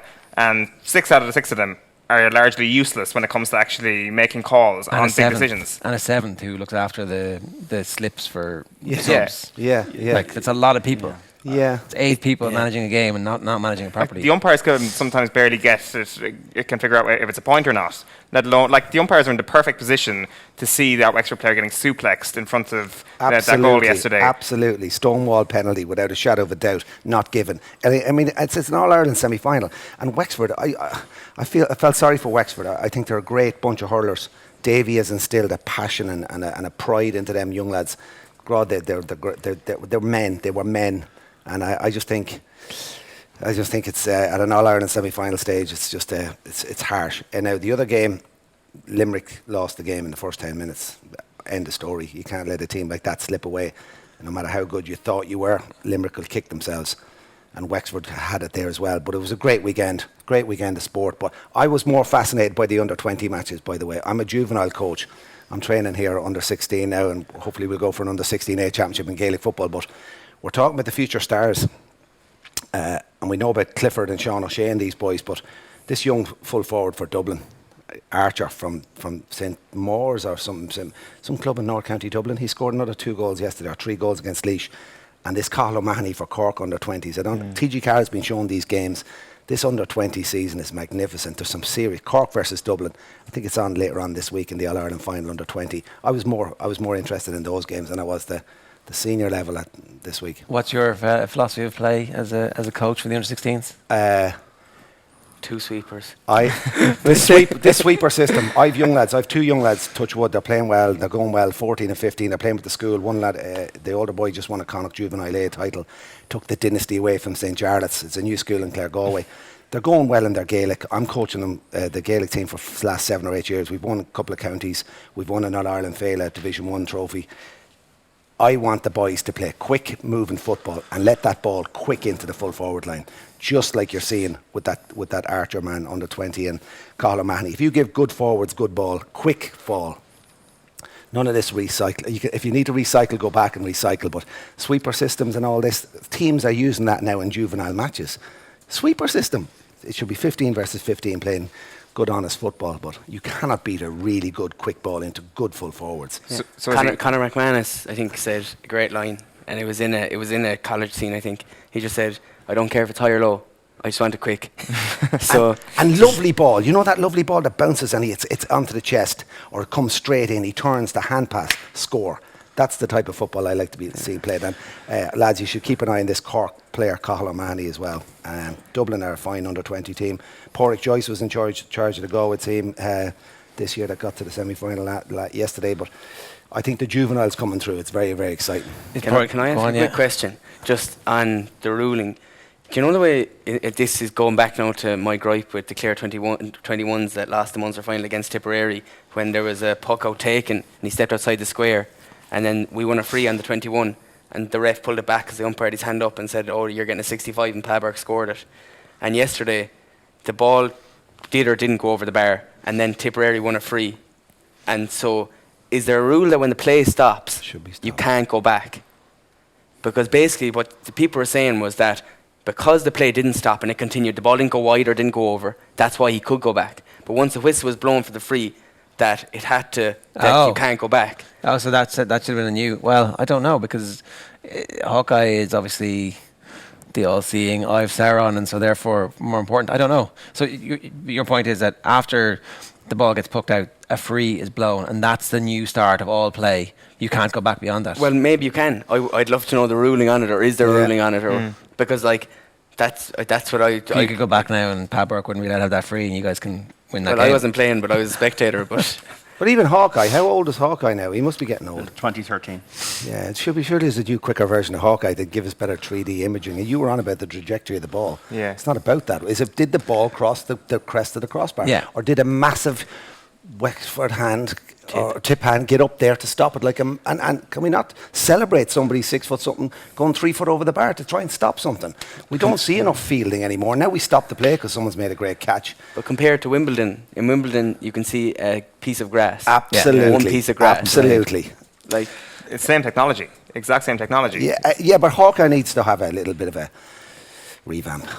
Kieran Archer scored 3-8, 1-8, 3-8 and 2-5. Listen. Yeah. An average of 14 points per championship game A so far. lovely full forward, and we have to celebrate good centre forwards, good full forwards, good centre backs. You know, the days of Shawnee McMahon. Nobody talks about the great centre. You know, I'm married to a Clare woman, by the way. And hey, the golf, were you down at the golf? In the Hinch? Yeah. Unbelievable. Were you down at the golf in the Hinch? No, it was only the big one. What a great week for Clare, man. I was down there for 2 nights. They did a great job. Yeah, even Davy Fitz opened the bar for 2 nights down there. I think it's still open. But anyway, no, it was a great spectacle. Kilkenny versus Tipperary in the All Ireland final. If you said it a couple of weeks ago, I know you've people been think they're bonkers. Yeah. I'm a little bit disappointed that it's Kilkenny Tip. I'm delighted for both of them individually. I'm delighted for Liam Sheedy. I'm delighted for Cody. They both obviously deserve it, but it would have been amazing to see Wexford in an All-Ireland final. It just would have been like exactly what the sport needed. But anyway, and I don't want the Tipperary people to be complaining about that because, look, it's not like you haven't won it recently anyway. Is Davy going to go back, do you think? What's your instinct? I think he will, just judging by the feel of the players and him this year. I think they've obviously a great relationship, and I'd see him going back and giving it another crack. And it looked like there were progression there. I know. Oh, absolutely. Like the team got better as opposed to fluking its way. They were unbeaten until that point yesterday. Yeah, no, I thought it was 3 draws. Yeah, but they were unbeaten. So yeah, it was a good year for them and progress definitely. So they'll be looking to probably build on that next year, and I think that holding on to Dave would be massive because he brings his own structure and his own type of play, and a new manager will completely nearly start again. We keep getting told that he has a 3-year lifespan, and now everybody's going to have to blow that narrative up if he stays. Yeah, well, if Wexford do well next year and if he stays, then people will have to blow that narrative up. But did you believe that narrative when you were hearing it? Not really. Like, he's had a lot of success, and a lot of people talking probably haven't had the same success. So I like to listen to the likes of like Brian Cody and these people talking that have had like massive success, and you'd rarely see them kind of making snide remarks or smart comments. So it's kind of like when you're successful as a manager, it's a hard job. Being a manager of an intercounty team is a hard job. You look at John Kiley, like the last 18 months for them, they've won All-Ireland, they've won a Munster, they've won National League, and they're just going to be devastated today. Yeah. They're going to be absolutely devastated. He's going to be devastated, and that's just the joys of being a manager of an intercounty team. It's not an easy job, and then everyone in the county's on your back. So you've got especially I'd imagine in Clare, like he's written about that extensively, Davy, about how people were on his back. This is probably a little bit easier for him being an outsider. I kind of felt that in Clare, he's one of our own. We can say whatever we want about him. Yeah, being honest about it, I didn't read a whole pile of papers, but I don't read a whole pile of papers when I'm playing, especially when it comes to Clare, when I'm involved. So I don't listen to a lot of the noise around it, but some people do, and some people feed it back to people, which I don't think is right either. I think when you're playing and you're immersed in it, you're just going to have to stick to your own philosophy, do what you're doing, and listen, get the best out of yourself. And as a manager, that's what he wants to do. And he obviously has that X factor. He's an incredible. He brings more than just. He has the persona, but he instills something. It doesn't matter if it's Fitzgibbon or whatever club. He has something that he can give those lads to believe, doesn't he? He has that. Sean Boylan, he has something. You meet Sean Boylan, and there's an aura of these guys. There's this positivity that you buy into, and Davy has it in spades with any team he works with, doesn't he? Yeah. Because he's made men out of them Wexford boys. Yeah. They'll be there. They'll be there abouts for the next couple of years. They'll be kicking themselves this morning. But absolutely, a great year for him. Yeah, I really hope he does, Dave, because it feels like they're reaching a new level of proficiency in the style. The confidence that comes from being Leinster champions next year should help them kick on. What is the Galway races like, Hector? What does it mean to you? Yeah, there's a great excitement around every parish in the county, and I'm just so happy that it's dry. 37 millimetres fell last Sunday. I was dropping my kids out to Connemara. Even though they can speak Irish, I'm getting them away from the Xbox for 3 weeks, from Fortnite and their mobiles, which is a detox. Years ago, you go to the Gaeltacht to learn Irish. Now you're going to the Gaeltacht to detox on screens as teenagers. But we were driving out. The windscreens were on full whack. 36 mils or something fell. Clerk of the course was on last month. But it's dried up brilliantly. The Galway races is unique. It's an event. It's more than just the racing, and it's madness. It's a little bit of Las Vegas, and comes to town for 7 days and 7 nights, and the shenanigans in these hotels and shenanigans in the pubs and everywhere. Everyone buys into it. It's a great week. It's exciting now because we're only a couple of hours from the first race, and Willie Mullins and Jessica Harrington have the two co-favourites who's going to get off to a great start. So it's a great week. You have men down from the mountains and lads coming in on helicopters, not as many as before, but well, John was in a helicopter with a few Fianna Fáilers there in 2003. I used to see John. We used to meet. I met Hector we used to meet way back in the day. We'd be invited to all these shenanigan tents. Your best bet ever. What was that? Jaguar Claw. Jaguar Claw, so, John. Tell me it again, because this is classic. I think was it Ruby was doing 10 stone 2 or something. or Davy, Ruby or Davy, I can't remember which. I think it was Ruby was doing 10 stone 2 and Davy said it in the paper, Jaguar Claw 14 to 1. And I said it to Hector at the table and I won.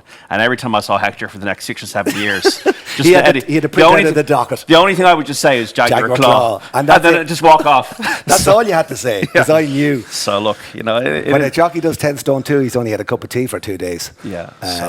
But that's what it's about. It's about those Michael Winters, Rebel Fitz. It's about these, you know, Val O'Brien, a great trainer here in the west of Ireland over the years, had a horse called Half Barrel, and he'd win on a Monday and then come out and win on a Saturday. It's just and the small trainers around here will always have a horse lined up, no matter how big a festival it is. And I was lucky enough, I had a cup of winner here. I had a good horse called Steve Coppell, and I called him after the great Manchester United winger, but I called him Coppell, Capall, Steve Horse.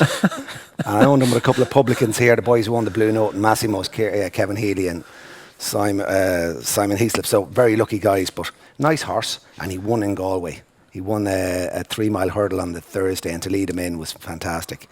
Steve Coppell. What price was he? He was 14. Blackstairs Mountain won the race straight afterwards. We'd him doubled up. We couldn't fit the money in our pockets. We had to get satchels, not bags, satchels. Get it in. Wads. That's what Galway's all about, wads. Yeah. Highs and lows. And the betting ring is incredible as well. You know, it's an incredible casino like gladiators thrown. There's 50 to 60 bookmakers there, isn't there? More, 70. Yeah, I haven't been here a long time now. Like when you stand in the middle of that betting ring, it's just... It's like this. Wow. There's something better about, like, I know the toad is great for value at times, and you might be sitting up at your table and you take the docket from the person, but there's something better about sniffing around for a price, trying to get 10s when there's 9 across the board. Yeah, looking for 12. Give me a bit of 12s. Yeah, and just like, and you spot something, and then you think, okay, well, I've spotted something, and then you actually might be bet more than you should. That's yeah, but it's when a guy is standing at a pitch, John, and he's in the old, and he's there, and he's got a lad in behind on the screens with the technology, and he's there, vulnerable, standing there with the suit, and he's taking the price, and you might know something, and you're looking for that 16s, and you get it, and you sort of say, I'd love to be back to take money off you in a few minutes. And then I love that feeling of going back and saying, and it's an even better feeling in Cheltenham when there's a big queue of people like Dunguib or something like that. But when the queue forms after it, and unlucky for them. Yeah. It's great, isn't it? Yeah. It's great. More often than not, though. No, yeah, but listen. They pay for us all there, so. Yeah, but you know, it took me 15 years of going to Cheltenham to realise you don't back in every race. You can't do that in Galway either. You can't fly in and don't. You just have to be, you know, follow what you do. If you follow the game, if not, just have a bit of luck. But if you follow the game and you follow the form, you cannot back in every race or you'll be broke. So you just pick and choose the good ones. You know, it's nearly 50 races, yeah. Like, look at that first race today, just to let people know about it. Jessica Harrington is having the season of all seasons with her flat horses. She's a horse today, the second favourite, going against, obviously, Willie Mullins and Paul Townend. But who's going to get off to a great start? Joseph O'Brien could have a great day today. I think he's got Linger, the second favourite, the favourite in the second at 3 to 1 as a standout bet over his flat form. He's a horse for McManus or the Magna colours in the last. It's a Monday night is a nice night. It's a local night Monday night. You'll have 15 to 20,000 up there tonight of local pint drinkers, and it'll be how's it going, Stock? Long time no see, Stock, and it's nice. Do you have a specific tip for us?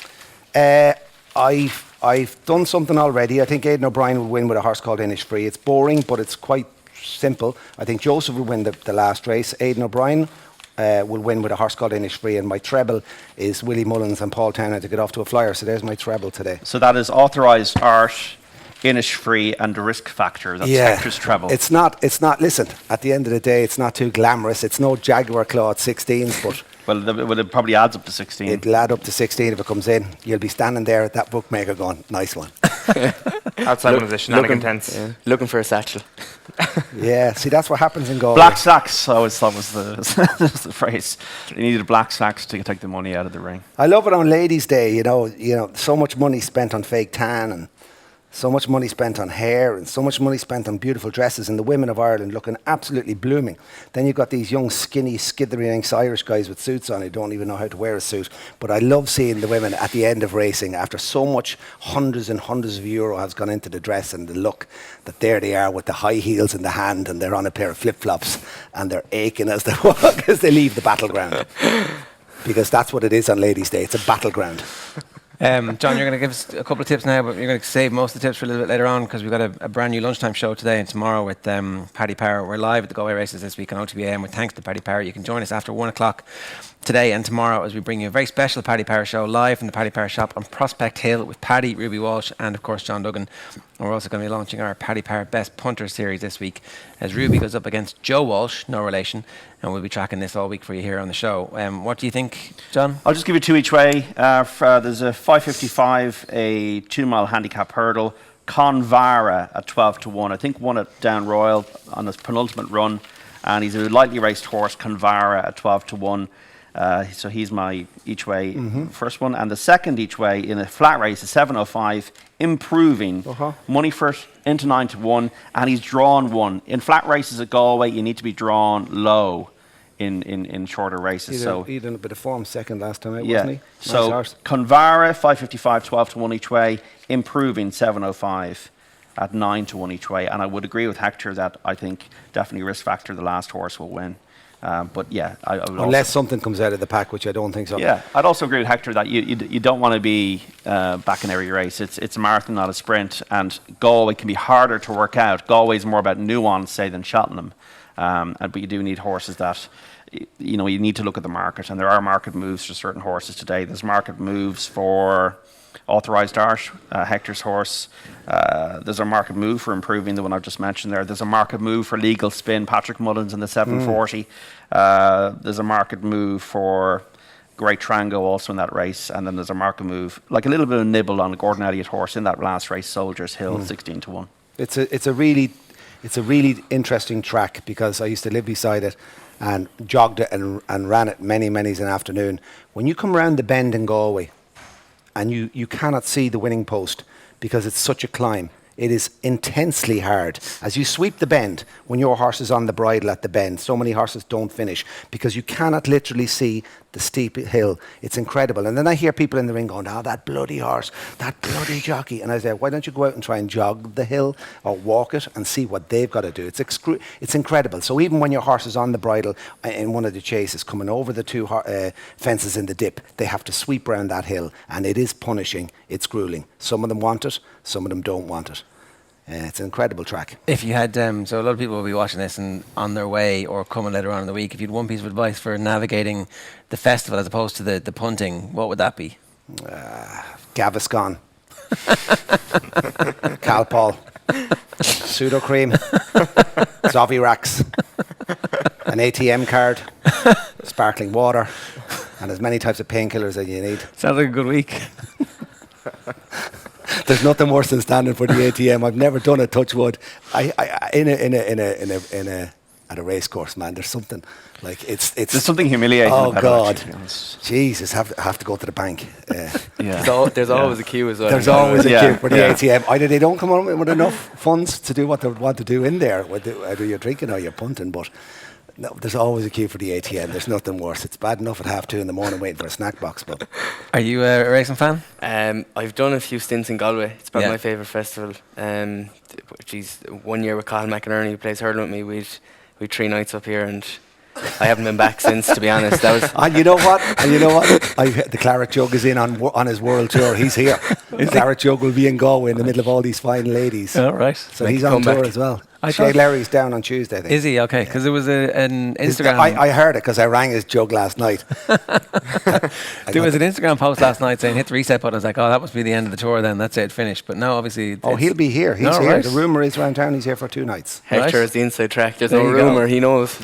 There you go. I'd say the reset button is one night off. I was in, where was I years ago? I think it was Steve Staunton. There was a load of Irish boys over. I was in a pub with Steve Staunton about 10 years ago, and he was bursting for the jacks, and he couldn't get to the toilet because he was signing autographs, and he went to me, Hector, is there anywhere we can go for now? So I brought him round a side alleyway out of a pub, and the two of us had a wee in a nice quiet corner of a street at 3 o'clock in the morning. It was me and Steve Staunton. It was a classic moment, and then back into the pub. That's right up there. That's better than the satchel of cash. Hector, is there anywhere I can go for a squirt? Because the pub was wedged, and that's what Galway is. It's just wedged. I mean, this hotel turns into Ibiza. at 8 o'clock in the evening. I'm So looking are forward you to that. staying here for the week? Well, 2 nights. I am. Yeah. Yeah. Watch yourselves, lads. I'll be, yeah. It's a jungle out there. Is that right, Podge? Oh yeah, The west of Ireland, man. Galway. wild. How long are you staying, Podge? I'm not. You're Going not? back to work. We've club championship on Saturday, so no fun for So me. you're this week. officially here just for this bit, and then Business. business for the rest of the week. Yeah, That's it. that's it. All right, Hector's going to stay with us, Podge. Thanks a million for joining us. Best of luck with the club championship. Thanks, sure. As a club player, are you happy enough with how things are going? Was it before we let you go on this? Yeah, we've championship Saturday, and then it's going to be hurling this weekend, football the weekend after, hurling the weekend after, football the weekend after, and then we'll see how we get on. Yeah. So that's good. Good to get back at it. All run off very quickly at the end of the season. Is that? Quick enough. Yeah. Yeah.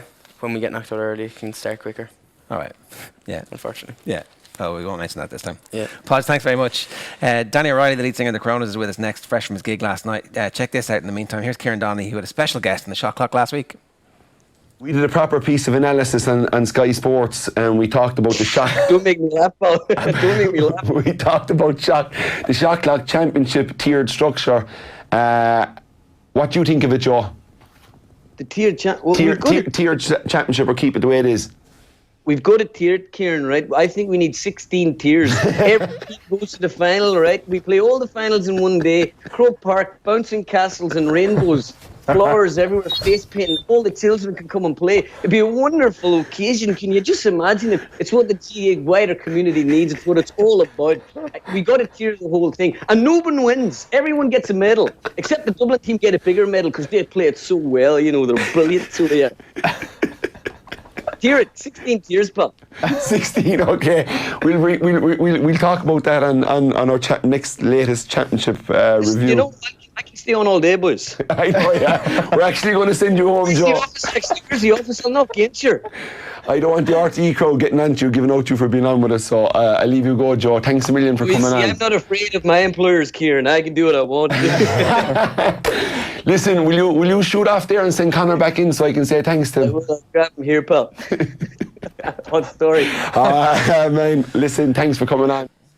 Yeah, Conor Sketch is also having as good a life at the moment as the Clare Jug, and he seems to be around the Clare Jug quite a bit as well. Now, I'm delighted to say Danny O'Reilly, the Coronas, is here with us. Danny, how are you doing? Good. Nathan, how are you? Yeah, you made it. You made it in this morning? Yeah, made it up this morning. Yeah, we had a late night last night with a gig in the big top there, so I didn't really have an excuse not to come down and see us. My room is about 4 doors down. So, I woke up about 10 minutes ago. But, so we got lucky. Yeah. Tommy said to ask you about nearly missing the gig last night. Yeah, well, I nearly missed the sound check. We had a junior football match in Dublin. So, all right. Yeah, big game. And my dad's the coach, so I was under pressure to play.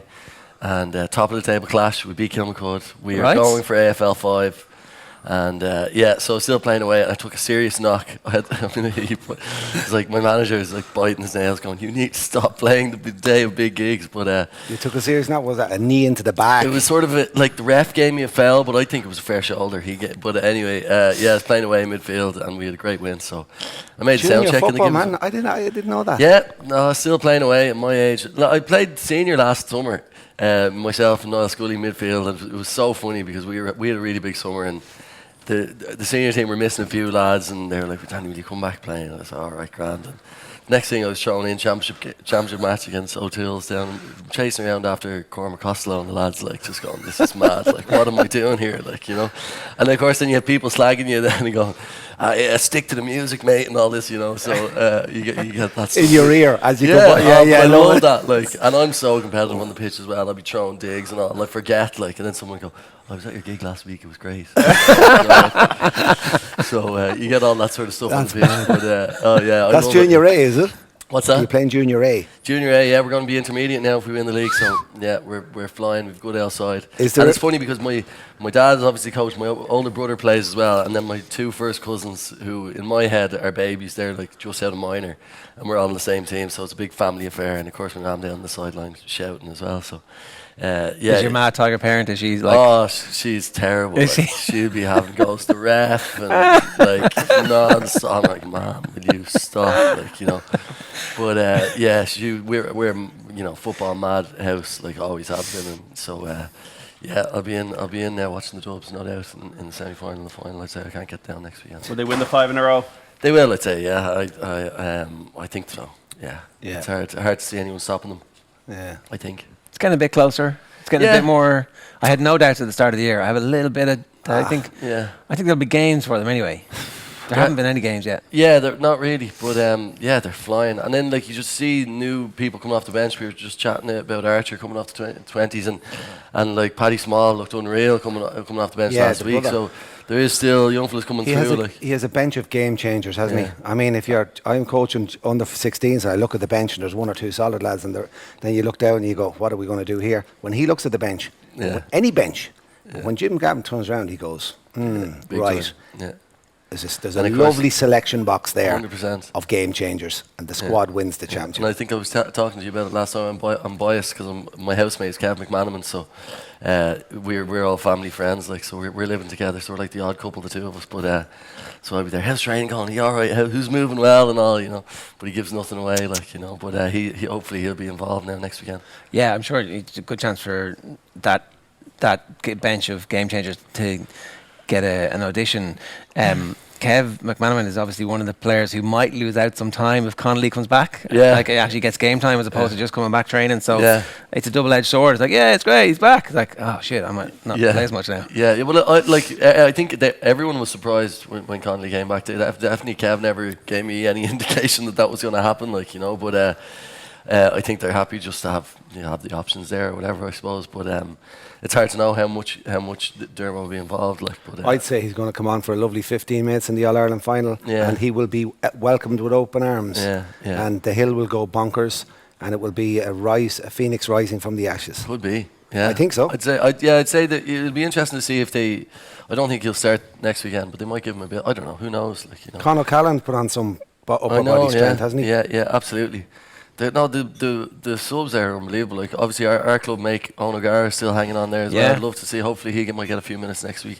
Myself and Eoin played up the whole way underage, like, you know, so we were the same age. So I'm always shouting for him. Although he was a silky, skinny midfielder back then, and now he's turned into a brute of a full forward. Like, but he's so I'm always cheering for him. He did one more year, I think he said last year. So hopefully he gets involved now. Yeah. So how close did you come to Dublin teams?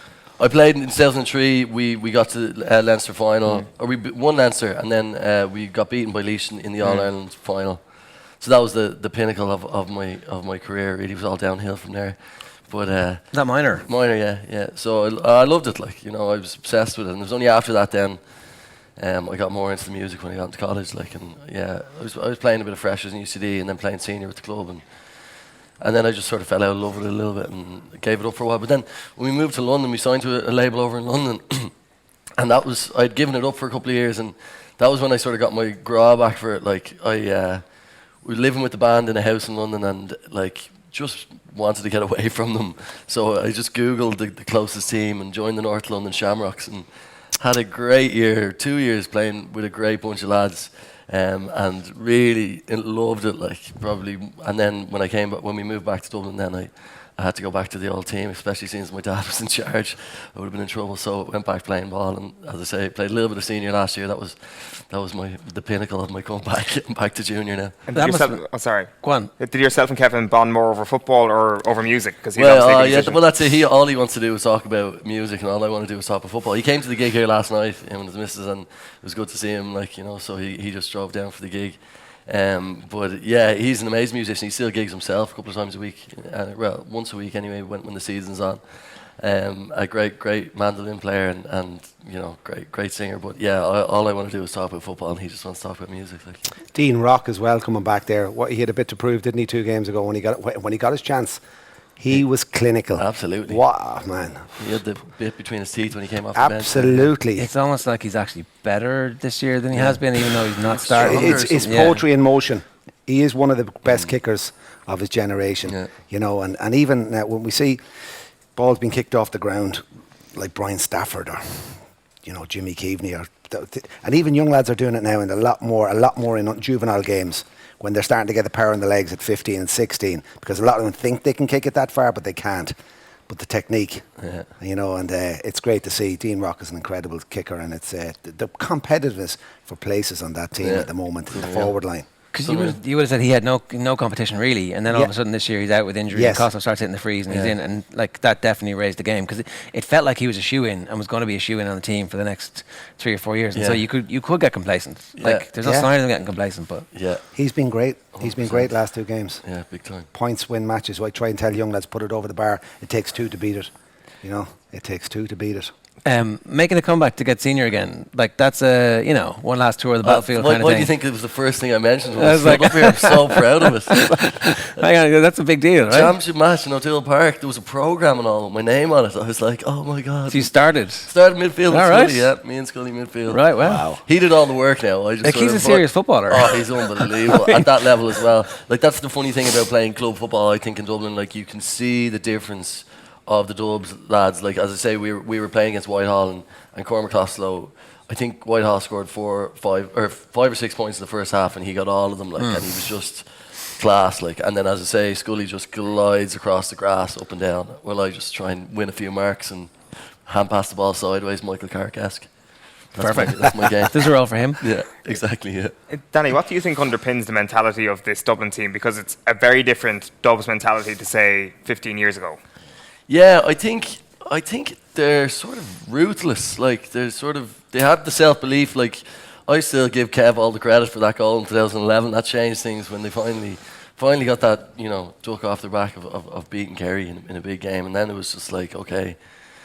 And it's hard to say. I mean, it's obviously a golden generation of players, and they've had they have this panel of 3 teams probably that are all just a great generation of players. But I've been listening to you guys talk about it, and the way it came on from Pillar Caffrey and on to Jim and the whole thing, and definitely a lot of credit has to be given to Jim. He has some sort of, even the way you're talking about getting the most out of Dino there, he doesn't give, as far as I know, he doesn't give too much away, and it's there's no favourites. It's you have to do it. If you're doing it in training, you get in, and it's just real competitive. Michael Darragh Macaulay has been immense this season. Yeah, he's been great. He's I'd hate to be playing against him because he's all over the pitch all the time. Yeah.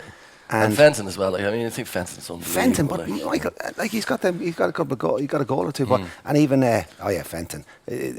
McCaffrey, for God's sake. McCaffrey's oh my God. The pace. I won a few bob on him to be player of the year a few years ago, 66-1 when he was only a young fella. I was delighted because he was moving so well. Yeah. It's a good bet. Yeah, he's 12-1 this year. So who's your money on this year then? I put it back again. It was 12, so I said, well, yeah, anyway. He moves at such pace, even in the last, when he's coming in 15, 20 metres from goal, he knows what he wants to do. Yeah. Whereas normally a half-back, when he's running at that pace, it's just a rush of blood. Yeah. It's either going to crack the crossbar, go wide, or be a brilliant goal. Yeah, Jack seems to... He can take the long way around. He's that quick. He's one of them. He can just go all the way around. It doesn't matter if you're trying to shadow him, push him out. He'll just go the long way around. It's incredible. But no, they're great to watch. I think... You're right though. There is a couple of challenges now, and you don't know. Like Kerry in the big day now, their forwards look unreal. The defence has improved. I think I'd like to see them against this Mayo team one more time, just for old time's sake. Yeah. I mean, I would like to see what Donegal could do, but I think Donegal's injuries have taken the heat out of their challenge. Tactically, I think Donegal looked well as well. I remember the Tyrone game started the year, and and I thought Tyrone were going to win that, and I thought Donegal looked really tactically sound. They were just on top of the game, Yeah. Hector, as an esteemed up-and-coming manager, what's the secret to Jim Gavin and his success? I thought we'd more focus on the rise of Meath football, where the renaissance of Meath football, because we've been in transition, and that's the word I've used for the last 10 years. Were you hoping for We're out of transition now, I think, finally reveal, and it's a renaissance. We're starting to play better football at the moment, but I don't know. I just think the Dublin thing is the squad of players. He's got a brilliant blend, and he can look to the bench to change it, and that's what he does at 50 minutes and 55 and 60, and they do their job, and every single one of them are outstanding. Every one of them on that team pulls it out on the day, and that's what they do week in, week out. And I think they're a joy to watch, and it's not their fault that they'll win 5 in a row. They're just very, very good footballers and very, very good athletes, and we have to cherish that. And they don't get enough credit. I'm complete. My older boy is he adores the halfbacks and for Dublin and the style of play they have and that physicality, and they're not big men either. They're just athletes, and the way they play the game, they're brilliant. And only for Dublin at the moment, I think Gaelic football's gone a bit stale, you know. So they are brilliant footballers. So That's just because you're watching Galway all the time. yeah, Galway. Oof, Galway take how many more times will Galway take Roscommon for granted? You know, Roscommon. You know, how many Connacht finals will they lose? I don't know. I know Galway have gone backwards a little bit. It's strange with the talent and the juvenile Galway. The Galway minors won yesterday again. So they've Galway. loads of talent coming through. How many years? Can we check that out? Galway hurlers minors. They've won how many of the last All Irelands? And how many times been in the final in the last 10 years? 3, I think, isn't it? Unbelievable. Is there going to be a change of management in the football senior setup?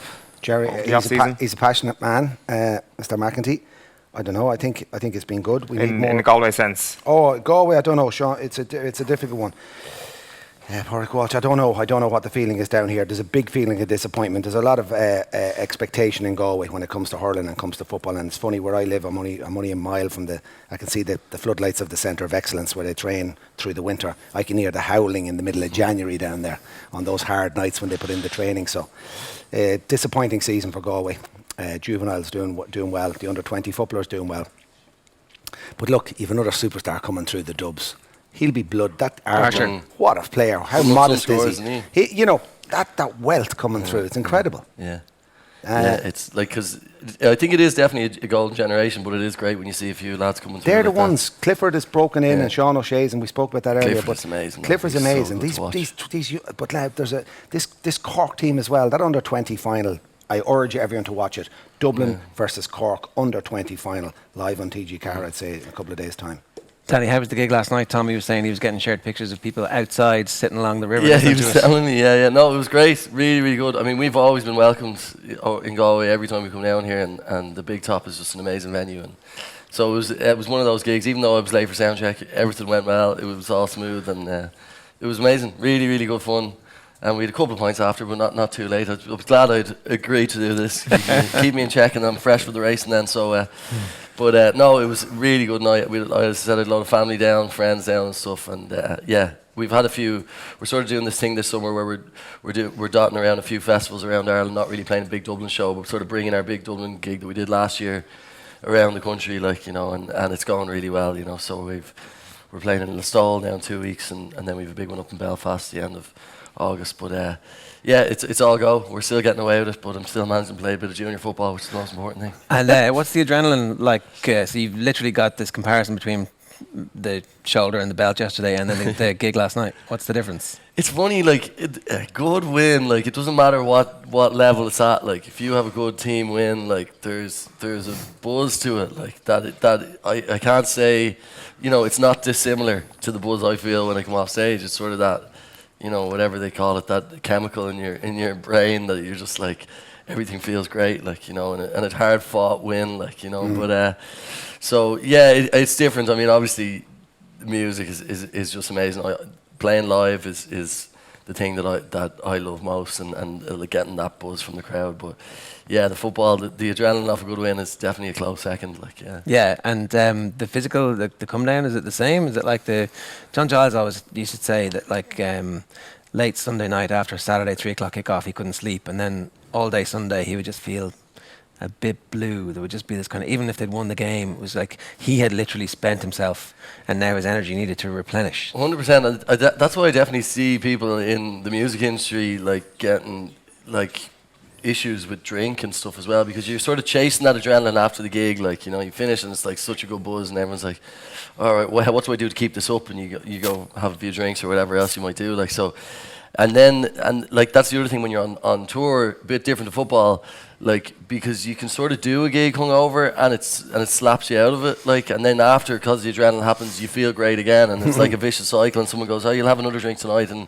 it can turn into a vicious thing of just like, yeah, getting through your hangovers by the gig, that adrenaline clearing you, and then someone putting more whiskey in front of you, and it can get on top of you. We definitely in our early 20s did it a bit more than we do now. Now we pick and choose our moments, like, and sort of, you know, you have to look after yourself a little bit. That's called wisdom. That's all it is. It's called wisdom. It's just the hangover's too bad. What's the dressing room like at junior football? Because we don't smell wintergreen anymore, do we? Yeah, that's right. Is wintergreen a thing of the past? There's no great smell. Is there still wintergreen in a junior dressing room? I put it up in the WhatsApp group yesterday, saying one of the elves in the team, I said, I'm after hurting my hip, what do I do? And he just goes, yeah, DP, it'll sort you out, no problem. The great smell of an Irish dressing room. the smell on stage and me lobbing a load of DP on me, like, you know. Have you many bellies? Have you many good lads? Have you lads carrying timber on the junior? There's a few. Or do you carry timber on the junior A? Is that only junior C? Yeah, there's a couple, but no, it's taken pretty seriously. We're training away, and you know, we have a colleague of your guys' news talk here, Kieran Murphy from second captain, the other one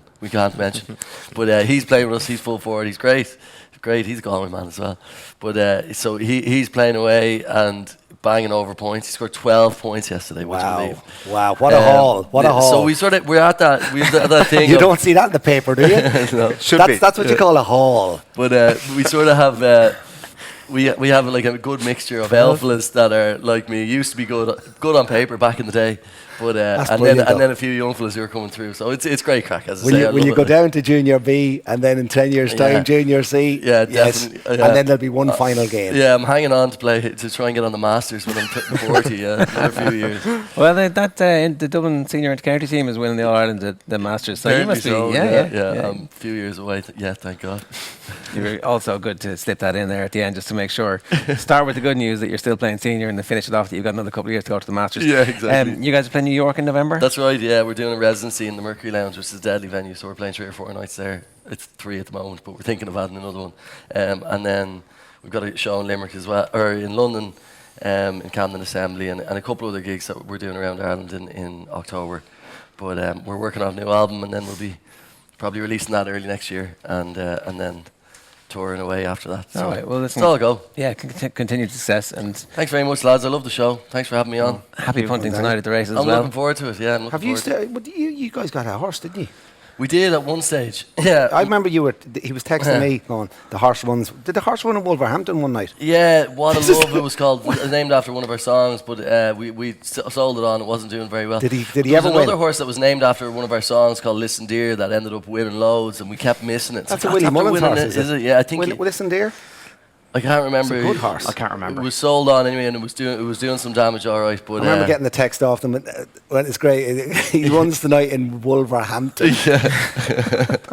And it didn't win. I don't think did it. No. Of course, Hector has the proper tips he's given me in return, and I'm like, thank you. We'll speak after the show. Yeah, I'm looking forward to today. It'll be good crack. I've heard a lot about it. Lads, thanks a million. And we're live on OTBAM this week from Galway with thanks to Paddy Power. Join us after 1 o'clock later on today, where we're going to be bringing you our lunchtime show from the shop on Prospect Hill, and we'll be launching our Paddy Power Best Punter series. Lorcan Wyer, who's the course clerk for Galway, of course a former jockey, is with us next to set the week up for us at the Galway races. The Sunday pay-per-view is live every Sunday across Off the Ball. Yesterday, Cliona Foley and Andy McGeady joined Joe. Have a look. When people say, Wexford's a great hurling county, that's just kind of a cliche and you don't fully engage with it. But like he talks about it in a deep way. I'm a historian, and for 4 decades I've been researching the history of hurling before the GAA was founded. Wexford was the county that everyone associated with hurling. He said after the famine, when hurling had died everywhere, there were only 3 parts of the country where hurling was still played: East Galway, Cloyne, East Cork, and then he says North Wexford. Which is really interesting. I never knew that. That's fascinating stuff. It's also really interesting as well about Brian Cody. There's some really fascinating revelations about Brian Cody. So he says he was once beside Cody at an art exhibition by painter Mick O'Dea, and there was a picture of the Kilkenny team. And I ended up beside Brian Cody. There were a few paintings. One of them was Black and Tans, the next one was the Kilkenny hurling team. And whatever way Mick painted them, they kind of looked the same. So I said to Cody, look at that, Kilkenny looked like the Black and Tans. And he said, yeah, 2 killing machines. It's just a brilliant line. And the same evening, somebody asked him if he'd want someone that would die for the jersey. And Cody said, no, I want a lad that would kill for the jersey. And it's just, having seen what we saw last night, what a brilliant insight, in those 2 paragraphs alone. But it's fantastic, isn't it? Isn't there great stuff in it? Yeah, no, it's really good. That's more of an insight into Cody than I've gotten in about 10 years. It's the truth. It's just brilliant. More of that pay-per-view goodness available for you wherever you get your podcast. The best place is the Go Loud app, which you can download in the Play Store or the App Store. And that's where we also have our live continuous OTB Sports Radio, which you should be checking out as well. All those details available on offtheball.com/radio. Now, Lorcan Wyer is the clerk of the course here at Galway, and he's taken some time out from a very busy schedule to be with us this morning. Lorcan, appreciate that. Yeah, my pleasure, Joe. Do you feel a bit nervous just before it all gets going? Is there just that butterflies in the stomach? Yeah, I think it's inevitable. We're all excited in a good way. We're happy with the track, and hopefully it'll go well. Hector was talking about driving his kid out to Connemara last week and 30 odd mils of rain on Sunday. It's dried up for you nicely over the week. Yeah, we kind of we kind of welcomed it. It's been, last summer and this summer has been, comparatively dry, and the man above has the best watering system. We have a pretty good one, but the man above has when he gets it right, it's always welcome. And as I say, we've ended up in a pretty good place for today anyway. Galway's obviously a mad challenge for you guys in that you have a flat race, a jumps race, a flat race, a jumps race, and they're cheek by jowl. Most of the dual purpose tracks have a meeting where it's all one and then it's the other, and they're wide apart, and it's easy enough for them to get things sorted. So how do you juggle that, and what is the challenge involved in that? It's very unique. You're trying to please. We aspire to please everybody, and that can be problematic. We're ranging from, real good quality staying chasers and really good slick 2 mile hurlers to a listed race over 7 to a potentially classy 2-year race on Saturday. So to try and please everybody is challenging. We found the track is at its narrowest at the winning post. It's only 30 yards wide, so to get 7 days and 800 plus horses through that week is quite a challenge. It's great credit to Jerry Broderick, the course foreman, and to Michael Maloney, the manager. How do we do it? We just keep moving rail. There's a lot of moving parts. There'll be thousands of meters of rail moved, track repair. Even during racing, you may notice at the mile start, the first steeplechase fence will be on and off the track even during racing. Okay. Little things like that. So as I said, a lot of moving parts. We found in general that the track, I think the going description for today is good yielding, flat and good jumping ground. It's pretty much the going that we were aspiring to be at on Monday morning. For flat racing, it's a little safer for all participants if it's just a comfortable, good, easy, good, and good jumping ground. So, that's where we are right now. So we're happy to be in that position. And the forecast is that there'll be a little bit of rain, but not much for the week. Yeah, speaking to Mid-Erin this morning, that after racing this evening there will be some rain coming in. Hopefully after racing, and a little bit of shower activity between 4 and 6 mils early hours of Tuesday, and then maybe dry again for Tuesday itself, and generally dry up until Friday. Right. That's kind of what you would want. If it's going to rain a little bit after, rain a little bit before. But yeah, I'd like some rain Wednesday, Thursday and Friday night. Yeah. But we're not going to get it. Can you water during the meeting? We will be. We haven't conclusively said yet, but I would anticipate that there will be some irrigation during the meeting. So what happens after, straight away after the last race, the lads go out with the pretty good system. It's the Briggs irrigation system, like a boom system. So that can cover the width of the track like a crop spray type device. It gets, you can punch in whether you want 4 mils or 6 mils or 8 mils or 10 mils or whatever. Right. So that team of lads will more than likely, I'm not so sure. We'll see what tonight brings, but I would anticipate there will be some irrigation as we go through the week. When I was asking you about the nervousness, I was setting up this question, which is about the comparison between your career as a jockey and preparing for big races like the National. I was a total mouse. I was a mouse. As in, you didn't feel nerves, or you did? I felt nervous every day of my life. Okay. So this is easy now. You're like, look, I've got this. I've controlled the controllables now. Listen, that's so long ago. My previous career, it's a lifetime ago. So, are you nervous now for the week ahead? I'm excited. Yeah, but I think as a clerk, we don't have a commercial interest in the meeting. Our role is twofold. I.e., we do pre-race inspections, and then on the day we're just liaising with doctors and vets and horse ambulances, and to ensure that the meeting goes as well as it can. So excited rather than nervous. Yeah. But it's not like the National. As I say, I was a total mouse, and I used to. I suppose there are maybe a little similarities, yeah. Did you get better at dealing with nerves as you went on as a jockey? I got worse. Did you? Yeah. No, I'm overstating it. Listen, I'm half kidding. I had so much fun as a rider. It was some of the best times of my life. I got to know all the hospital ceilings, though, in the north of England. Really, I was an expert on hospital ceilings. So, but overall, good times. Yeah. Because I was going to say, I wonder, is there an ideal career path to get you to a point where you do become a clerk? And I think having that experience is actually invaluable in your current career, right?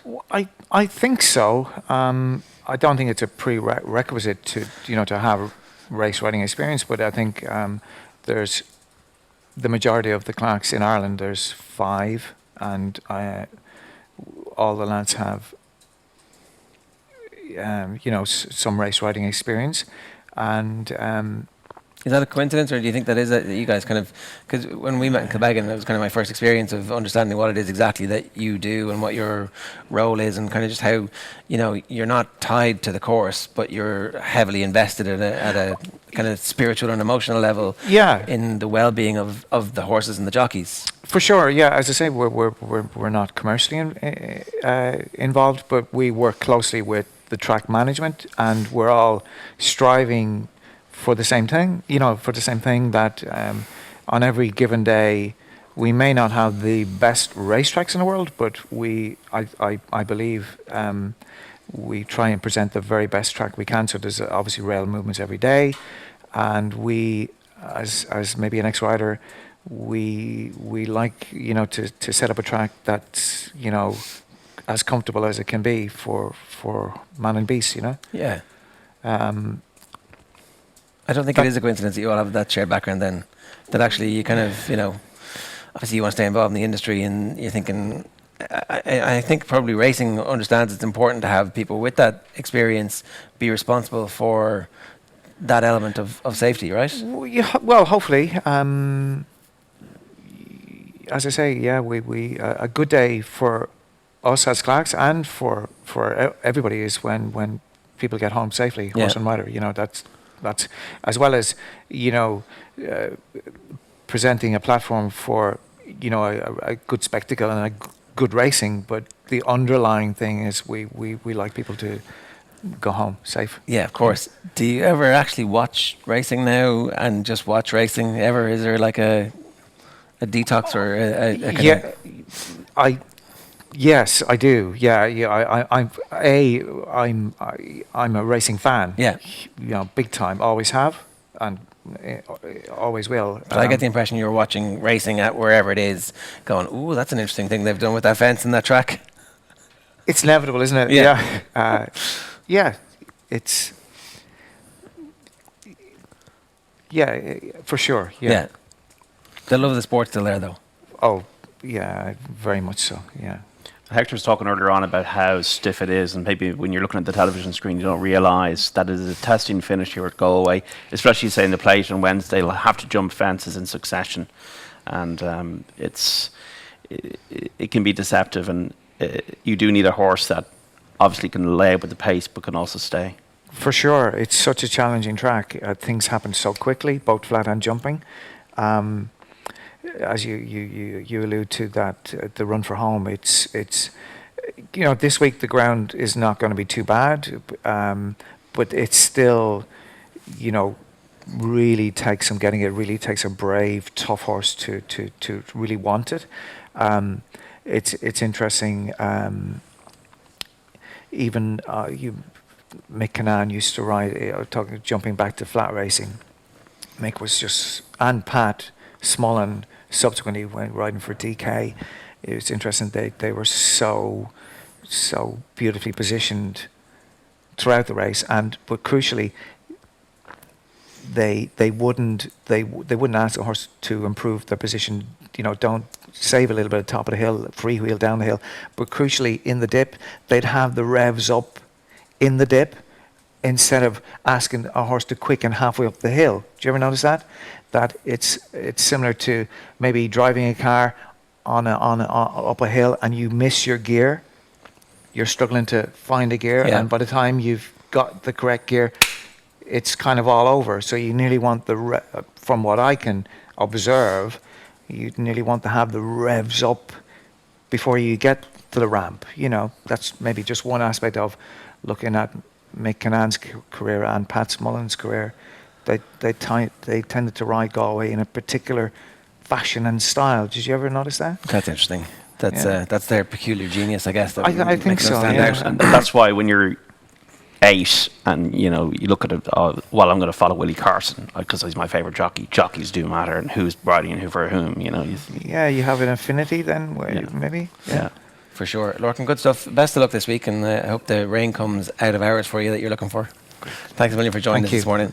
That's pretty much all we've got time for on OTBAM this morning. We've been broadcasting live from the Galmont Hotel. We're excited about what's going to happen here for the rest of the week. We're back tomorrow from the same venue. We'll have the Galway hurling manager Micheál Donoghue, Connacht rugby coach Andy Friend, and plenty more racing, and a special football panel with Michael Meehan and Aidan O'Mahony. So great shows lined up for you all this week here. We're in Galway with thanks to Paddy Power. You can keep an eye out across our channels for our lunchtime show after 1 o'clock today, where we'll have a special show for you, and we'll launch the Paddy Power Best Punter Series. Remember to gamble responsibly. When the fun stops, stop. Check out dunlewy.net for more. OTB Sports Radio is live all day across offtheball.com and the Go Loud app. Thanks very much for tuning in. We'll see you tomorrow. Good luck. OTB AM. Brought to you by Avantcard Reward Plus Credit Card. Powered by MasterCard. Straight up better than your current credit card. Avantcard DAC is regulated by the Central Bank of Ireland. OTB